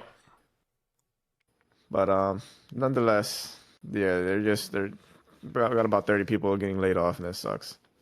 Yeah, and also related. And let me make a correction here. G4 is a Comcast is their parent company. So this is a Comcast layoff. But then Fanbyte, another pretty large publication here, also had a good number of employees laid off. They were actually featured in the Jeff Grubb podcast. He had brought on some people that got laid off. That is a 10-cent owned company, and they pretty much just shut that thing down as well. So I chalk that up. So I don't know about you, but I chalk that up to clearly a mismanaged endeavor. Somebody didn't know, didn't crunch the numbers right. They just sort of had a budget and were like, here you go. And nobody thought about like long term. Yeah. Overly ambitious, mismanaged. And then what that affects people, regular people, right? Who had nothing to do with those decisions. So like I said, like jumping, if it was you or I jumping into the situation, like, hey, we're going to hire you. We want G4 to come back. Oh, awesome. What's the plan? Oh, we have this giant fucking warehouse full of like nothing, and we have 200 employees. Okay, I'd say yes, but I'd immediately start looking for another position while I'm there, right, just to get that position on my resume. Because I could say, hey, I worked with G4. That's awesome. You know what I mean? It has staying in the game. Yeah. But some people, you know, I'm not going to judge some people who didn't do that.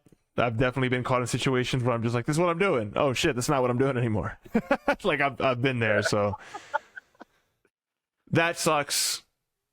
Moving on to something that sucks less is just interesting. GTA 6 just leaked while we were not recording podcasts. Yeah. That over 90 alleged videos circulated. We'll go to the story here. Over 90 alleged videos from a development build of Grand Theft Auto 6 have been leaked into social media, first posted to the GTA forums by user TPOTuber Hacker. The footage includes open world gameplay, which is alleged to be from GTA 6. We can say with certainty that it has, since the story been released, been confirmed to be actual GTA 6. I mean, it's pretty obvious. Yeah. And that was wild. That was probably one of the biggest leaks I've seen since the Nintendo leak. And that person, I don't know if that person got caught or not, or if Nintendo's lawyers stuffed his body 6 feet under. Like, the Nintendo lawyers go hard as shit. But that is a substantial leak to unfinished product for a game that's not going to come out for another 4 or 5 years. I personally thought it was interesting to see that kind of content, just to see like what kind, like, I mean, the machinations and the blueprints and the fucking web of connections that these systems, like those games, nobody makes games like those, man. Like Grand Theft Auto games are extremely intricate and detailed. So like having a glimpse into that was interesting. Did I need to see that? No. On an academic level, it was very interesting, but this didn't make me any more or less excited. That game's going to come out and people are going to buy it. It doesn't affect anything for these videos to be released, to be honest. Yeah, honestly, like, I feel like in a way, it kind of like they got some good publicity off of this, even though you got a lot of haters and stuff talking shit. But I mean, you got Grand Theft Auto all over the news everywhere you look, right? Like the hype is real for this game. That game is going to come out, and it does not matter what happens. That game is going to sell. It doesn't fucking matter. So like this affected them, and like to your point, it probably just gave them more publicity. Rockstar, the publishing company and development company filled with controversy, gets more controversy. They don't really lose here. Fast forward, September 23rd, GTA 6, UK police arrest 17-year-old reportedly linked to Rockstar security breach. He may also be responsible for a recent Uber hack. The City of London police said today that the arrest took place on Thursday evening and that the suspect remains in custody. I start losing interest here. I don't... Sure. The kid got arrested. Stuff happened. There's not much to say. The female protagonist is very attractive. I personally... Very thick. Very thickums. She's a thick girl. I will be playing as the female protagonist, and that's really all I got out of it. And the thing is, did we see the same footage when she was like walking out of the like fast food restaurant? Yeah, shooting by the car. Yeah, and the thing is, she might not even be that thickums by the time the game comes out 4 years later. Like, it's too far. Like, anything could change, literally. So it's whatever. But I heard that this leak, well, like the video from the leak actually was like sourced from like 2019, so it's like it's been cooking up for a long time. Even extra older. So like, you know, I would say, hey, don't read too much into this. This is a kid, a smart kid, who found some loopholes, found his way in, did his hacker thing, and now he's in jail, I guess. Or juvie, whatever they do for 17-year-old hacker kids. He can never own an iPhone again. He's gonna be hired into the British intelligence force. Yep. He's fully integrated into what's a British thing? The School of Witchcraft and Wizardry. He's defending Voldemort from phishing email scams. Let's talk about Destiny. You've been playing Destiny. I have not. But Sony would love for you to play Destiny on mobile. Looks like they're trying to chase that Call of Duty and that PUBG and that Fortnite mobile money. And also Diablo Immortal. New Bungie patents fuel Destiny mobile speculation. If we scroll down in this Video Games Chronicle article, this is just a patent submitted by the Bungie studio about how the controls would work. In said Destiny game, notice this fireball, classic Destiny fireball here, right here. Fucking... this patents, as a reminder, don't say much other than we had an idea that we're thinking about. They don't say it's happening, right? It's just like, well, we might as well get it in a patent before we make it. So, Josué, man, these drawings, these drawings are hilarious. Yeah, I mean, they don't got to be, they're just like, here's an idea. They don't got to be super intricate. What do you played Call of Duty Mobile, didn't you? I lightly skimmed through Call of Duty Mobile. I felt like there's a big aimbot in Call of Duty Mobile personally, and I was just not a fan. People are like, they feel like they're the shit when they win in that game, and I feel like a toddler could win at that game. Like, calm down, bro. It's not that serious. I think there's a subset of people that I feel like they're gonna outnumber us one day, Josué. where they're gonna be like, "Yo, what are you talking about? Touchscreen is superior." I feel that. I feel this is gonna happen. How do I feel about this take? I mean, don't get me wrong. In the community, right? I feel like anything that's gonna upgrade your character and like translate into the actual campaign, people genuinely would welcome that. They didn't. I don't think they confirmed anything that this will translate to your actual character. No, but that's the only thing I could see why actual Destiny players would even give this a shot. Is just like, okay, if I can grind while I'm away, or if this just has permanent stuff that'll translate to your character. Other than that, no. Like, people, we don't want to play no Crucible shit on the touchscreen. Like not on purpose. This is like accidental Crucible. Oh no, I'm on PvP. The only time I would play this was like if my flight gets delayed and I'm like, fuck, what do I do? And then I'm like, oh yeah, I forgot I downloaded that. If my flight gets delayed, the last thing I'm thinking about is, yo, Destiny Crucible, what's up? That's not where I'm at. I'm pissed. I'm calling. Like, that's not something that's high on my radar. Yeah, no, not at all. Not at all. These pictures, I just can't get over these pictures, dude. They have an A and B button. Like, you need way more than that. Well, no, you got to look. Hey, the patent pictures don't mean that's what it's going to be. They're just giving the lawyers a rough idea. I am cracking up. Now, let's talk about something that's near and dear to me and also breaking my heart. NVIDIA came out with those new GPUs. I just got a 3080 Ti this April, and I will not be upgrading for a very long fucking time. So it doesn't affect me immediately. Yeah. But they came out with DLSS 3, the super sampling technology, to make sure that your games run better because it will use AI to fill in the pixel count. If, say, you were playing at 1080p but wanted to make it look like it was running at 4K, which is amazing technology, right? It's nuts. Really cool shit. Cliff notes, right? The 39, the RTX 40 series GPUs have been revealed. Claims that they are 2 to 4 times faster than the 3090 Ti. Now, I'm not gonna talk about the price yet. If you own a 30 series card, you do not need to buy this. Because, in my humble opinion, what fucking games are coming out that you will not be able to run on that 30 series cards? I don't see any game that's coming out. Like, also, think about the PS5 and the Xbox release. Right.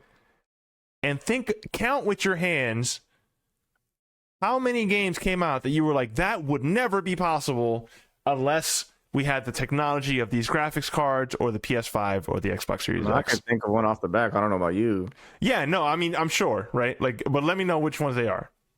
Sonic Frontiers all day. Fucking, of course. I mean, obviously. But that's the exception to the rule. How could I not play that game without my fantastic 4090? Let me see. You need a 4090 to show us the reflections of the chaos. Sonic feathers or fur. I need ray tracing on those Chaos Emeralds immediately. But seriously though, I mean, Horizon. Yeah, no, for sure. Like, I mean, what am I running? A 3060 in my Razer. I could keep up to most shit. You know what I mean? I'm not out here trying to have the most craziest experiences. But like, even if you were. What games are there? Like, seriously, it's been 2 years since those fucking consoles launched, and what do we have? Horizon, which looks fantastic. That's also on PS4. You can still play that on a lower end spec. God of War, Ragnarok looks great. That's also on PS4. Like, I feel like these games that really push the power of these graphics cards only really look amazing when they have a lot of reflections and shiny lights. You know what I mean? Like, if you don't have puddles on the floor, it's like you can barely even tell unless you look up into the sky and you see some lights. I think we're still figuring out as an industry how to make ray tracing work. And I agree with you that it doesn't make too much of a difference when I turn it off. I still notice it.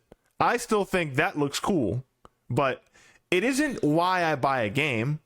You know what I mean? Yeah, don't make me sacrifice my frame rate for high fidelity because I'm not about that life. It isn't. I feel like a majority of gamers not about that life. It isn't the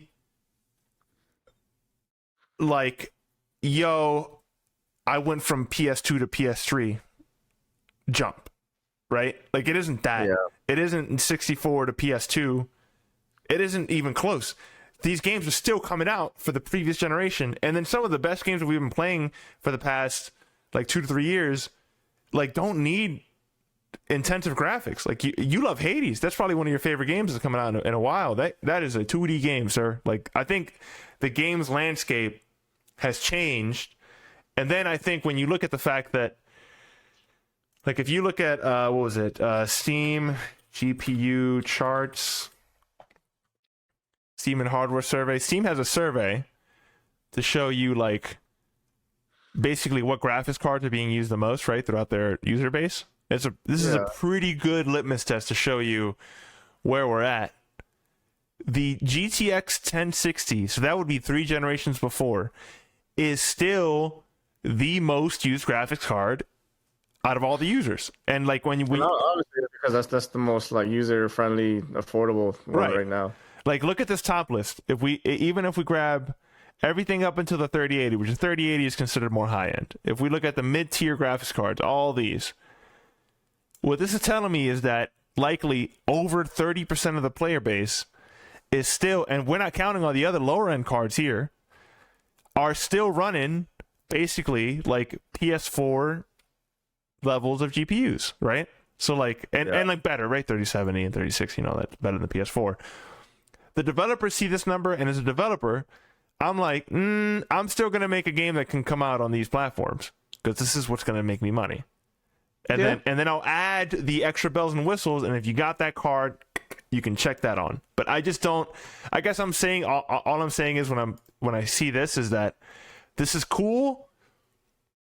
You don't need to buy this right now. You probably don't need to buy this for a very long time. I can't think of a single game that's going to come out this year or the next year that you'll need this card to play. Now, I have that angle because... Correct me if I'm wrong, like graphics cards, they not only like impact like your visuals, but they'll also like impact like density too, like as far as like how dense your world can be, or is that compared like your RAM? The GPUs can affect a plethora of things. One of them being density, because they have internal processors in those GPUs. They also have memory bandwidth in those GPUs. So like, hold on, I think Jose's. Wait, no, what that is? Jesus Christ. Jose's talking about throwing something away. Anyway, so the GPUs can affect a plethora of different issues, right? They got a processor in there for streaming textures, an AI upscaler with the RTX, and it has memory bandwidth for all the stuff that you have loaded on there. So it handles a lot of the workforce now that typically back then the CPU would need to handle. So the GPU is a big deal, but the games that are coming out are not taking full advantage of the hardware. That's the point that I'm making.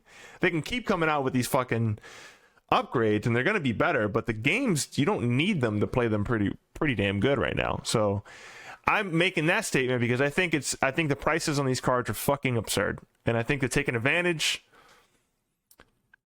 of the shortage. I think they're taking advantage of the cryptocurrency artificial hike, and I don't fuck with that. I don't fuck with that in the same way that I don't fuck with Sony raising their prices because they can. And I think this is the same move. This is the Sony move, but NVIDIA's version of it, where it's like, well, we are the predominant graphics card processor unit. You will buy us.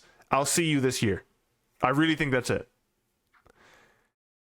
It's fucked up. It's dirty tactics, man. I love that we're coining it too, the Sony tactic, because like, yeah, fuck that shit. It's bullshit. I think it's bullshit. I hope what happens here is that AMD sees this, which is their competitor GPU, and then comes out with something as close to equivalent as possible to their series card, which they've been getting a lot better, and then goes, yeah, this one's $500 cheaper. Because fuck them, man. Like, we are not in the times right now for you to be charging people more money for this stuff. Like, you guys are assholes. Yeah. And then it's like already like Every time they come out, they're fucking scarce as fuck. It's hard to find. And then, so then these prices come out at what used to be reseller prices, and then what do you think those reseller prices are going to be? Like, it's, you know what I mean? It's just a compounding fucking issue. It's dirty. It's a dirty fucking shady industry. I would love for somebody to do like a thorough investigation into this type of shit too, because it's like, who knows if they're doing like their own Nintendo thing? You know what I mean? Like, like scarcity, creating their own demand with the artificial inflation. Yeah. I mean, yeah, there's just the whole like shipping shortages and everything worldwide, but I mean, but you're also able to come out with a new, more demanding like graphics card immediately. Like, holy shit! Right, and that's to say, I think their product is solid. It's just, come on, man. Like, I don't know, whatever. Also, like, I feel Apple puts a lot of pressure in the tech world too, because they get so much attention. And the, you know, their strategy is coming out with new gear every single year. Now everybody else is looking at them like, it's been happening for years now, but honestly, like, they kind of set the trend to be like, we have to have something new and exciting every single year to talk about. You know what I mean? Yeah. I mean, so I'm sure not the most positive trend for us as on a consumer side. Consumers. Like, what they do is they create consumer anxiety, really, where you're like, damn, should I buy that card? Am I crazy? Yeah. Should I spend another $1,500? Like, I've been there before. I've justified horrible purchase. I'm done with it. I've justified horrible purchases in the past. I'm super done with that shit. Anyway, Nvidia's solid product. Fuck their pricing right now. Just because you have a better graphics card doesn't make you a better teammate or a better gamer. No, the dude with the mid-tier card get just as many frames. The couple setting up, like, just calm down. Everyone relax. Okay, now we're into the. I'm gonna skip this. I'm gonna leave this to the end here. We're gonna go to the sales segment. We're gonna briefly go through these because we are running late on time and we got a lot of shit to cover. Yes. Let's just run. We're gonna run through these fucking torpedo style on the sales side. Because I'm just gonna assume that torpedoes are fast. Yep. I think underwater torpedoes are fast as shit. What is the speed of a torpedo underwater? I guess a torpedo would be underwater by default, right? So yeah. The torpedo's signature weapon of the submarine isn't very fast. 63 miles per hour is fast enough for news. All right. So we're going to go with this at the speed of a cheetah. I guess it's kind of fast. That 60 miles per hour is not bad. Embracer CEO, the Embracer Group, says he's disappointed by Saints Row's polarizing reception. I'm going to just skim through this here. I found this interesting because Embracer Group has not come out with a good product, but they've bought like 1,000 fucking studios. Yeah. Personally, I had hoped for greater reception of the game, he said. It's been very polarizing. There are a lot of things that could be said in detail around it, but I'm with one hand happy to see lots of gamers and fans happy, and at the same time a bit sad to also see fans not happy. So it's difficult. He said nothing here. He said absolutely nothing here. I think we need to wait for the quarterly report in November to have more details around this. We're still fairly early in our release window and still collecting data, and there's also bug fixing and more content coming. Okay, so we'll just say we don't know the future of the Saints Row franchise. That game was mishandled. It came out buggy, and Embracer has not released a single good product yet since they've bought 8,000 companies or whatever. So we'll skip that. This one you made note of. No, actually not. We're not there yet. We'll say this is just a continuation of the long saga of the Sony versus Microsoft battle on the Activision purchase. Microsoft CEO, not Phil Spencer, but Satya Nadella, says he's very confident Activision deal will gain approval. Quote, "If this is about competition, let us have competition." The proposed 60 like a fucking Hunger Games quote. as he eats like the world's most expensive olive and then goes into golden doors. The proposed $68.7 billion acquisition of the Call of Duty publisher would be the games industry's biggest deal ever, comfortably surpassing the record $12.7 billion Take-Two and Zynga merger. The deal is currently being criticized. Let's see what Mr. Nadia has to say here. Nadella, I'm sorry.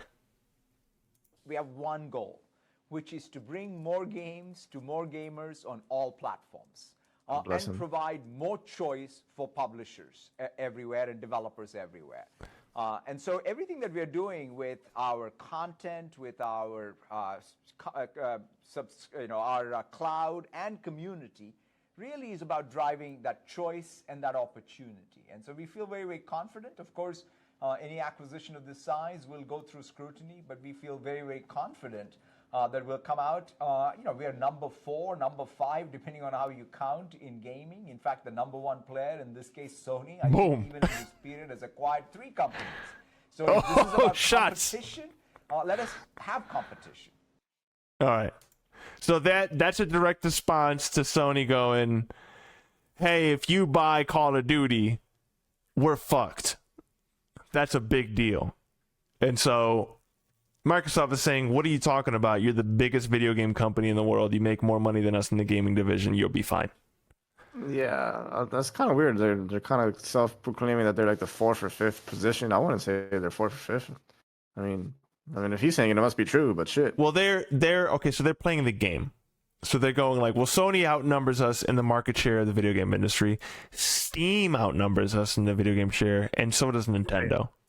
Say Apple counts in that market with the App Store? Not in the game. Well, because the App Store sales is ridiculous. Well, I don't know that.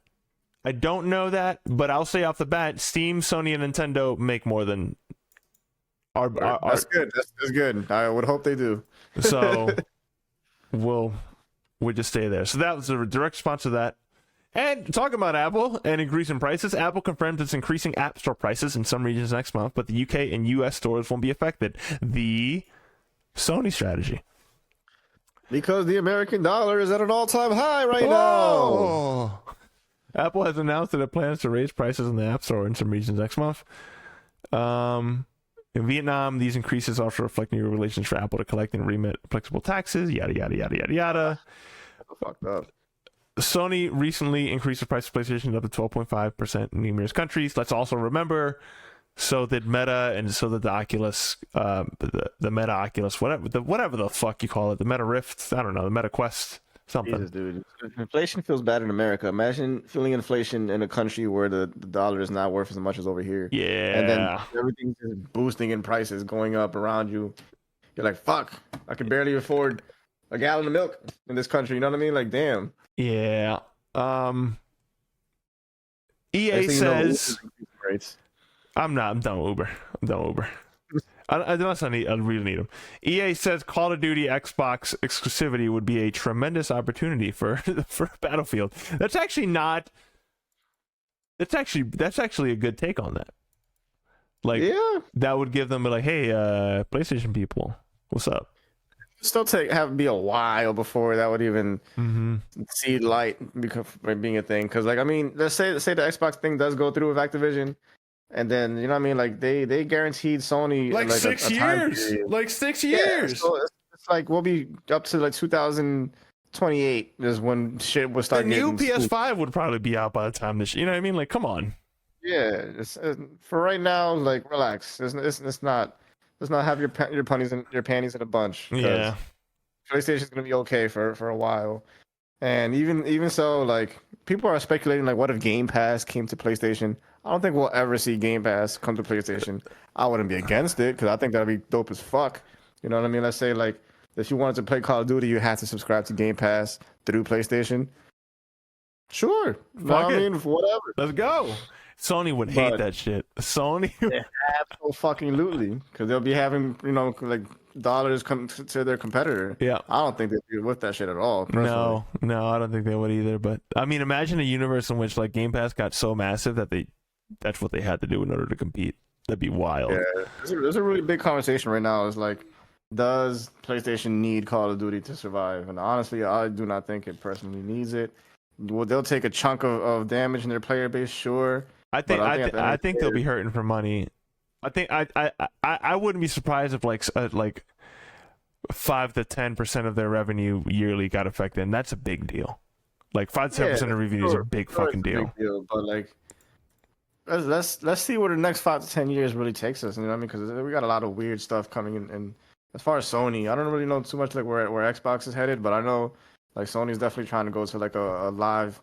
You know what I mean? What do they call them? Live service. The live service. They're gonna miss me with that. They will miss me as a consumer if that's what they do in the end. But yeah. Like yes, sure, some games, but like if a majority of the games are like that, they would miss me. Xbox remains open to further acquisitions as it strives to be a major player. It's the most obvious story ever. This is such a competitive market, I don't think we get to press pause on anything, Spencer responded. Tencent is the largest gaming company on the planet today. And see, this is what I mean by playing the game of like, there is technically people bigger than them in the gaming space. Tencent is one of them. Tencent is the largest game company on the planet today, and they continue to heavily invest in gaming content and game creators.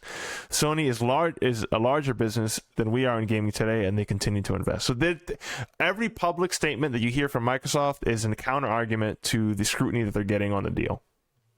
Yeah, it's just a continuing conversation of that. I'm done. We're done with this fucking story. Just finish the deal, bro. I'm so done. But you know, this is the biggest gaming purchase in history, so I don't think we're going to hear the end of this for like it's a bunch of like business sore losers just taking the low jabs and low blows at each other. Hardware. So you brought this up. Logitech announces G Cloud handheld with Xbox and GeForce Now support. I'll take this over. My throat just hurts, man. Hold on, let me open up the article on my end. So yeah, Logitech announces the G Cloud handheld with GeForce support. Is that what it's called? The Logitech G Cloud? Yeah. Not the most catchiest name. But for those who pre-order now, the Logitech G Cloud is $299 for a limited time. They're actually like obeying those who go into the pre-order like price. You're actually gonna have that, but it's actually temporary. It's launching for $350. This thing is like stream only. It's streaming everything at the highest possible like fidelity and everything. Okay. From somewhere. 12-hour battery life. 12-hour battery life can't be ignored. It's pretty good. Yeah, 7-inch HD screen. You know what I mean, it's everything. It's just video. I'm not too sure if you could save anything onto the actual device, as far as like, can you own any of these games, or like have any emulation on here? If you can have emulation on here, I'm sure. If it supports Stadia, then I guess you can buy Stadia games. Right, on the Stadia platform. Yeah, but even so, like bought Stadia games still need they're still streamed. Yeah, you still need an internet connection for that. You definitely still need that. I mean, maybe 20 years from now when we're old men, they'll be like, "What are you talking about? Stop laughing at that. That's normal, old man." Streaming is the future. I mean, I get it. Like in theory, it sounds good. You know what I mean? You get the best possible graphics. Low latency is claimed everywhere, but do you really get low latency? Right now, hell no. No. You get mayonnaise latency. That's what I call it. I thought it was interesting. You know what I mean? Just to see, like, they call their competitor the Switch, which I feel like the competitor is really the Steam Deck, for real. Yep. But they not once mentioned the Steam Deck, which was interesting. They had like a 10-minute little like press reveal. I managed to watch it. You know what I mean? It comes in 3 different tiers. Not for me. I'm gonna, you can miss me with the whole streaming shit. I like to own stuff, and I'd rather have emulation on my shit personally. You can miss me with Android powered. I'm fucking with you. This is to me. I see this as Logitech doesn't usually make gaming platforms. Here's them trying an R&D development, and let's just throw one out there and see what happens. Like we're not gonna put our whole arm behind this. We're just gonna throw it out there, see what's up. Yeah, this seems like an experiment to them, and probably one of many. I bet this is a continuing trend. Moving along, we had a whole bunch of VR news coming out, like a fucking shit ton. So, Meta's hyped VR headset may have been leaked by a random dude in a hotel, allegedly. We got some pictures here. Oh, I don't know if you could bring them up. yeah, That I got it here. somebody was just snooping around, and well, not necessarily snooping around, but somebody left a bag in the hotel room concierge, and See, this put is it right in there. this is why Which- physical conferences are awesome. Yeah, but also kind of sounds a little like kind of intentional. Like, first of Yeah. all, why does the guy in the front desk even know what a VR headset is? And second of all, how did he know where to publish this stuff? You know what I mean? Like, all right, this is getting a little bit too much publicity from a random guy in a hotel, but whatever. It's just pure happenstance, I guess. Don't worry about it, bro. Don't worry. Right.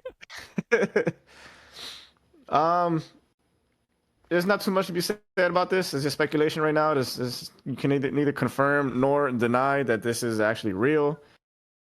Look at this fucking. Are you seeing this video? Yeah, I see it. It could be also like a dev unit. You know what I mean? It might not be what the final thing might look like, which I really doubt that this is what the final thing might look like. 'Cause those weird ass eyes It in the looks front fucking cool. I kind of hope that that's what. I hope it looks weird like this. Those little googly eyes in the front creep me the fuck out. I'm not feeling that. That's why I'm down for it. We'll know more information. I believe I don't know if this article says it, but I think I read the October 10th. Meta's having an official reveal date for a lot of Quest news and Oculus news. Yeah. So we'll know exactly more by October 10th. That's about all for the Meta. Okay. ByteDance revealed the Pico, its latest VR headset. Another VR headset? Gee, so we got the PSVR 2, we got the Meta Quest 2. Yeah, this is another Pico. This is the Pico 4. Let's see here. ByteDance subsidiary Pico unveiled its latest virtual reality headset, the Pico 4. Will initially be available in Japan, South Korea, the United Kingdom, France, Germany, Spain, other European countries. Pico hasn't revealed any U.S. plans. It's like it's ByteDance, you know what I mean? So I don't think we get too much like United States stuff like from ByteDance, unfortunately. Are you familiar with that brand? Because I never heard of them before. I'm hearing it more and more, especially as of late. I'm not super familiar with ByteDance. I think they're Chinese.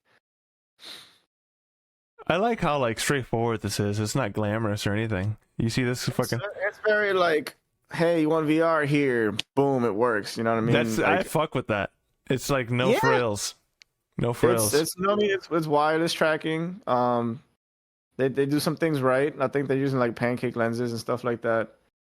I've heard people say that the UI is very like dull, it's very mundane. It's not as like as intuitive as like something that's like the Quest UI. Okay. As far as like the main menu and stuff like that, and how you select your games is very like, I don't know, just very like watered down, like straight to the point. Which it might be what you're looking for, and you know what I mean. These might be a little more accessible. I don't know. I'm sure you could find a way to get them in America. You know what I mean? I like how these announcements are always in like some dude's like pretty like upper middle class IKEA living room. It's always that dude. Look at that. Anyway, no, that's I like a straightforward. Look, if it's gonna be a straightforward, here the thing works. Here you go. Like, you know what? I don't got to sign up for a Facebook account. Fucking bring it on. Bring it on. And then you got what? You got some Bone Lab stuff here, right? Yeah, super excited for Bone Labs. Boneworks was probably one of my favorite VR games.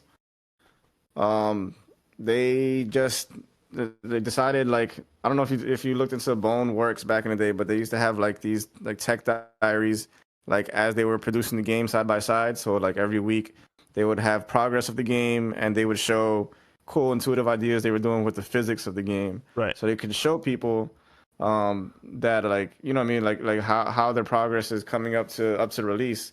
And this time around, they actually were so like into the fucking game that they actually just decided to complete the game first, which the game is already completed by the time we're recording this. And they actually have September 29th release date, 2022. So this game is like right around the fucking corner, and that surprised the fuck out of me. I'm actually extremely excited about that. That this. is a big deal for a fucking industry space that is just is in dire need of content. They need shit, man. Yeah, so shout out Stress Level Zero, fucking insane work, and I think they have a team of like 20 people in their studio. This looks sick. Yeah, this game has fucking mod support on, like, they're working. Obviously Boneworks will have more mod support than Bone Labs, but they're working on more mod support, and the shit that people are doing with these mods are nuts. Like, just imagine VR mod support, right? Like, the potential is unlimited. People are making some wacky fucking shit. And they even found a way to like make it multiplayer. Like they had like a multiplayer like Boneworks mod. It's fucking sick. That's awesome. So I don't know if this is enough to get me into VR again, but definitely jelly. Good to see. I don't have a VR headset right now. It's good to see. Like this is good, like happy news. Like for a space that is in need of this kind of stuff. And they have vehicles. I don't know if they have any footage here with vehicles, but it's that's cool as shit. I did see the vehicle stuff in another video. I'm not sure if it's in this one, to be honest. Sounds fun as hell. You know what I mean? Yeah, so this is cool. Definitely encourage you guys to check that game out. Like, it's highly recommended. You can't go wrong. It's gonna be fun as fuck. All right, now we got important news here.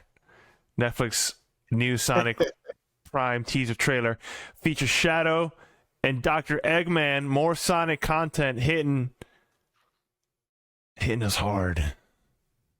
Sonic's coming crazy. Sonic the movies just fucking exploded this franchise.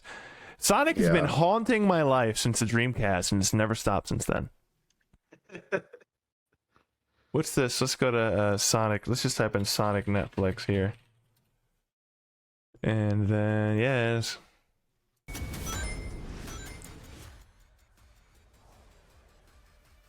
It did the thing. You saw that? It did the thing. What thing? 5 seconds. No, 5 seconds of the thing, and then. God damn it. Yeah, we didn't really talk about that this episode. No, because I didn't think I'd find an example, but. Pretty much what he's saying is like a lot of these trailers, they just like show a little bit of excitement and then introduce the game and then go back to like a slow paced trailer. Movies do it more. But it's like, oh well, we can't possibly expect people to sit for a minute.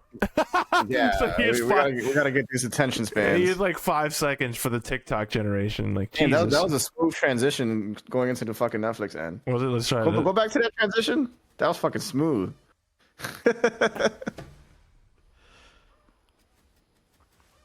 Anyway, Sonic bringing us a smooth transitions and the hottest gameplay. Sonic making the craziest comeback we've ever seen over here. So, Tokyo Game Show, and we're nearing exhaustion levels of your host. Tokyo. Woo! What a fucking 2 weeks. Tokyo Game Show happened, and it saw half of the 2019 show attendance. Now, you gotta understand, this was pre to post-pandemic times. So Japan is still very much on alert about COVID spread. They are much more strict than your average country about COVID. But all that said, glad we're talking about 138,000 visitors to the Tokyo Game Show space. I never want to see this thing die. This thing comes up with crazy things. So you know what I found out, actually? What's up? This is why we missed all the interesting shit, and now I'm going to try to find a way to get that footage back so I can watch it. In order for you to see all the weird exhibit stuff that we talked about in the previous podcast, you had to pay $7 to get the video stream. Like, because they'll consider that a pass as well. Oh, wow. So it's like a digital e-pass type shit? Yep. I would have done it. Yeah. $7. That's very reasonable. So, like, yeah, no, that's why we didn't Is it see $7 per or $7 for the whole fucking like show? the whole shebang. So, okay. And they had a lot of content there, and I kind of want to go back and see if I can find it. But that's why we didn't see a ton of stuff. Now, probably one of the most interesting, and we're not going to cover full TGS here because that's way too much, and also we didn't pay the $7, so we don't know. But, Josue, you made mention of this and about Microsoft's ambitions in the Japanese space, and how interesting it was to see Phil Spencer like physically there at the show. And so, as a consequence, right, you got an opportunity to ask Mr. Phil a couple things. Phil Spencer was asked about Scalebound. So I'm not sure if you even know what this is. Not at all. I heard about it probably once or twice. Scalebound was a project for the Xbox One that they had contracted Platinum Games, and so this is the people who make Bayonetta, Vanquish, Mad World. They're like a Japanese company that specializes in like action hack and slash. Okay. And they were contracted by Microsoft to make a game called Scalebound. They got revealed at a E3 conference. I think it was like 2015 or 2016 or something. And then, but just got canceled and never saw the light of day. So since then, people are still asking like, yo, what's up with that? Like, you announced this in 2014, got canceled 2017, what's going on? And this matters in the Japanese space because this was a Japanese developer that Microsoft dropped the ball on, or vice versa, right? We don't know what actually happened if we just know it got canceled. Yeah. So they're saying, like, we don't got nothing to say right now. Maybe in the future, maybe not. I bet no. I bet it's hard to just go and revive a franchise that just got canceled. There's just something about like games where you get to play as a dragon, they just never fucking see success. I don't know. Well, remember Lair? In this one, you don't get to play. Yeah, I do remember Lair. Yeah. In this one, you don't play as a dragon. He's just like a companion or something. You can use him for like ads or whatever. I'm literally watching a trailer right now with this gameplay of you playing as a dragon. Are you serious? I thought it was just you play as a dude. This gameplay looks so Lair-esque. You're lying. No, just type in the Scalebound trailer and like bring back Scalebound. You up, big guy? Look, he's got the Xbox headset on. All right, let's go. See, this is what I'm seeing. Where's the dragon part? Also, you lied to me. Here, man. Let me send it to your fucking Discord. Send me that hot link. This looks fun. I would play this. All right, now show my version. All right, hold on. You're gonna look all weird for a second. I'm sorry. All right, let's show Soul's version.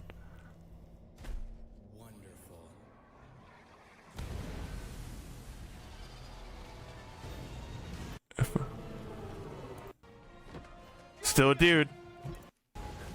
Oh no! Lair! No! Lair vibes all day. Oh god. And this part just looks so like Yeah. I like when you're the guy. Yeah, for sure. Big things going around, crazy combat.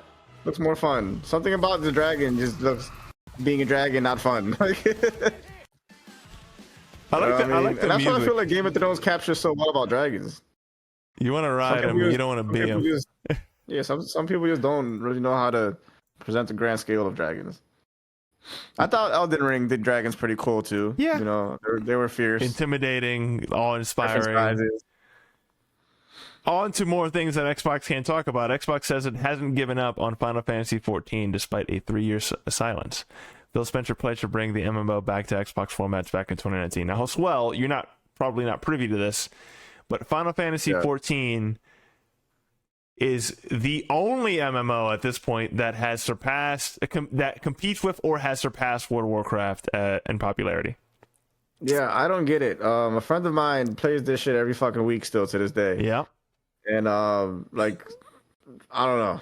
I have no idea what the fuck I would even start to do in a game like this. I think this game is cool as fuck, but I don't have the time for it, but I think this game is really, you don't see games like this anymore, so I just have a reverence for it. In any case, this game is out on PS4, PS5, and PC and Mac.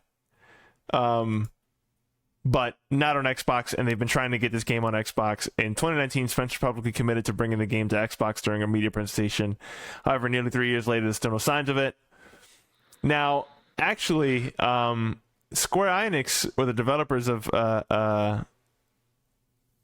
this A Realm Reborn MMO. They claimed 2019 that the delay in bringing the game to Xbox was due to the platform's restrictions on certain crossplay features, such as chatting and forming guilds with players on other platforms, which to me strikes as odd when that is usually Sony's role. Sony is usually the one going like, nah, dog. So to hear that, I feel like there's more to the story, but that's what Square Enix said back 3 years ago. We don't know what's popping with that, but that would actually be a very big deal for that platform because that game is massive. Yeah. Shouts to those fan base players. I mean, God bless your heart for still sticking in this song. Dude, the count is in the millions. Like they don't fuck around. Yeah. Xbox suggests more original Japanese games are coming. That's fire.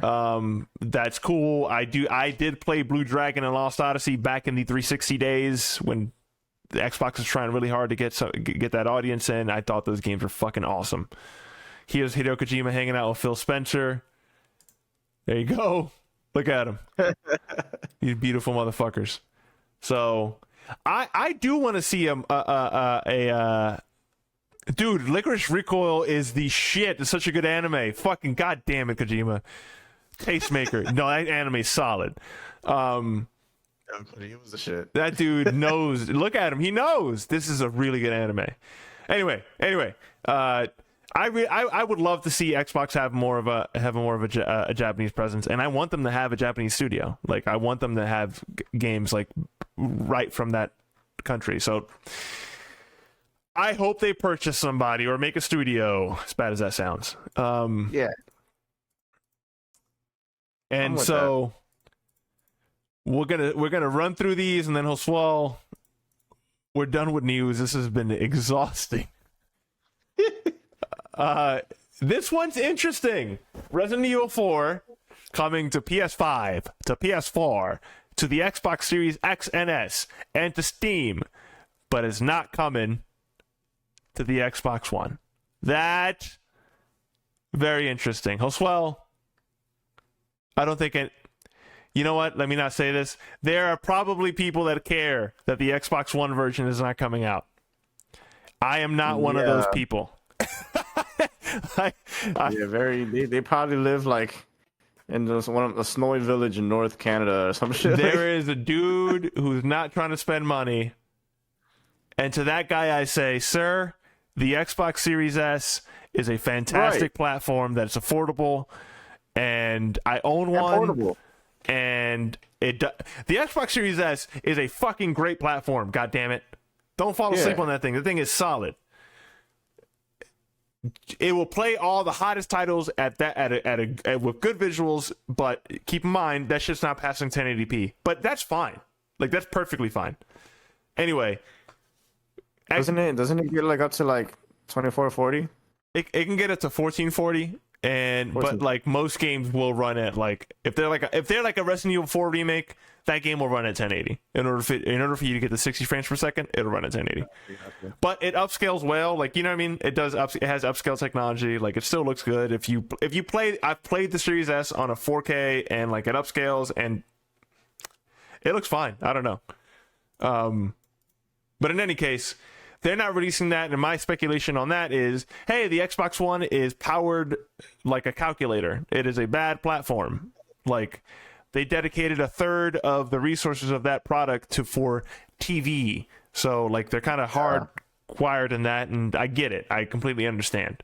So that's pretty much it on that one. They're coming out with like 1,000 Yakuza games. Yakuza is trending like crazy. Yeah, they're coming out with like 1 million of those games. Also, you should play Yakuza Like a Dragon.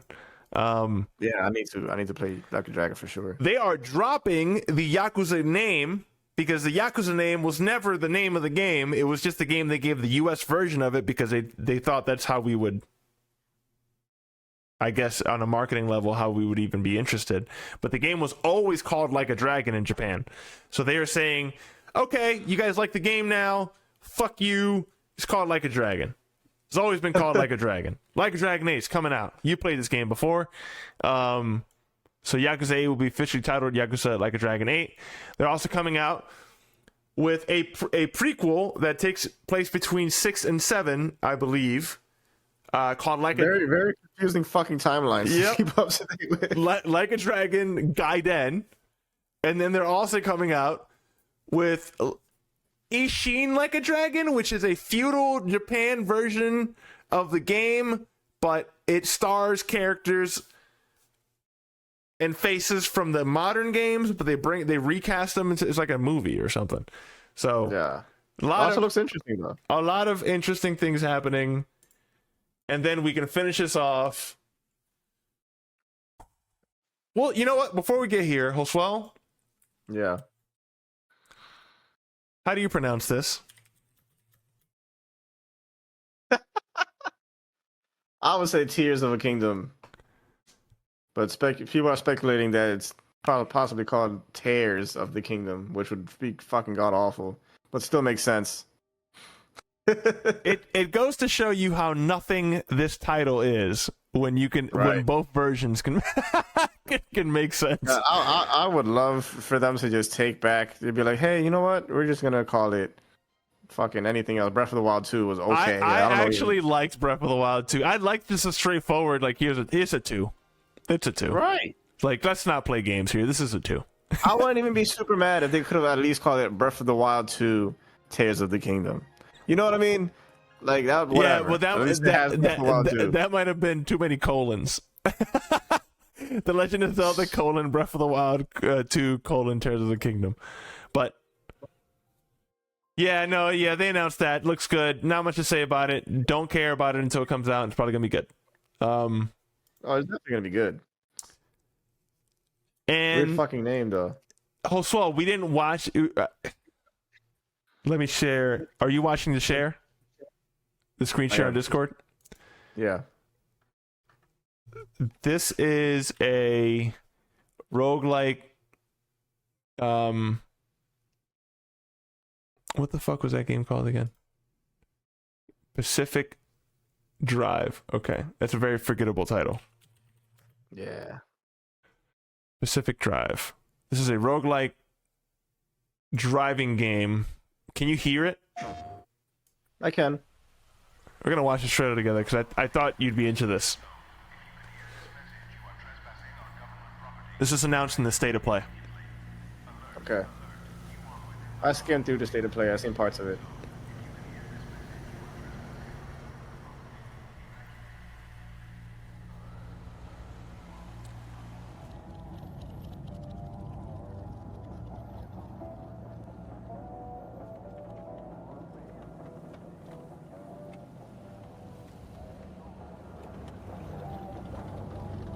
I think I did see this.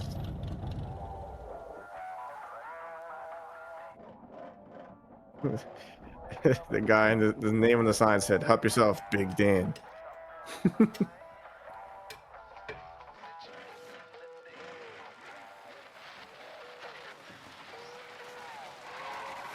Looks like the car is your HUD. You can step out. There you go. This looks like the kind of game where you look down and you have no feet. Nah, I disagree. Let's put a bet. $10.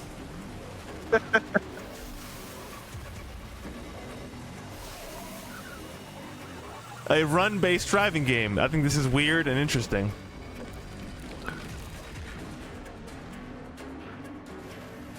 Zombies, looks like. Weird ethereal monsters. Terrible driving courses. Uh-oh, you're not into it. I read the room wrong.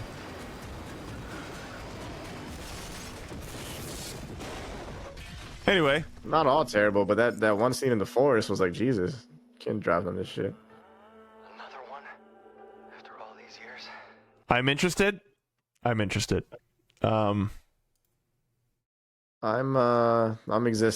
All right. I read the room wrong. And then there's a game coming out, a PS5 console exclusive that looks that is another Feudal Japan game of the many Feudal Japan games coming out. Ridiculous amount. That looks like it just escaped the development of a PS4 game, and then we're like, let's make it a PS5 title. Which doesn't necessarily mean it's going to be a bad game. It just means that the visuals are not up there. I just noticed you have a green mouse. What's up, bro? Oh, a green cursor. You see what I mean? Yeah, very Assassin's Creedy. Which rumors are Assassin's Creed is also making a Japanese game. No, that's not rumors. They just said it. Yeah. That's like 4. Yeah. See what I mean? Look at these visuals. PS4 levels. It is just way too. Oh, I mean, Ninja Gaiden always had like a weird fucking visual level. It was never like super crazy. Yeah.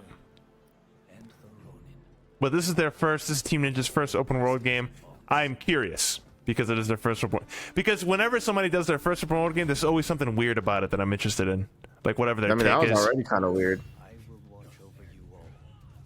And Ninja Gaiden is not an easy game, which is also interesting. No, I would say that's like the Souls games before the Souls. Yo, Ninja Gaiden went hard as fuck. Yeah, for sure. Your time has come. Rise. And also like visually striking when you can pull off those combos. Mm-hmm. And I bet you can get the same sort of thing here, like from these developers. So I'm not writing this game off on the visuals. I think this could be interesting. I think this is far more interesting than the car game. Understood. Well, swell. That was a fucking lot of news, dude. Yeah, man. Check out the time. Exactly when I said we'd be done, right? Wow. On the fucking dot, you bastard. That was it. It's been such a lovely episode. I love this fucking episode. This is a good one. That's a very, very girthy episode. I don't know about that description, but it is, yes. It has been a thick episode. Thank you all for tuning in. Let me just go back to podcast format. I really appreciate anybody who's been watching this until then, and if you happen to tune in and stay this long, your attention span is well above the average. Thank you for sticking along. Please hit that like and subscribe button. You can follow us at LazyJZ Show on all your favorite social medias. You can hit us up at lazyjzshow@gmail.com for any questions or concerns. Joswell, please plug in your streaming name for that DJ hot shit. Yeah, hit me up or follow me on Ask for Nube, AskForNube on IG and Twitch. I'll be making more content. Thank you guys for checking us out, LazyJZ Show. Tell your friends, tell your mom. Fucking leave the show on while you're going to sleep. Let us serenade you while you're sleeping. You know what I mean? If we need to do some ASMR to make this happen, you just let us know. Joswell's a music producer. He'll make it happen. Oh, yeah. All right, everyone. Everyone have a good night or good morning or whatever it is you're doing right now. Thank you so much for letting us guide you through the gaming industry and everything around it. You have a great fucking day. Peace. Peace.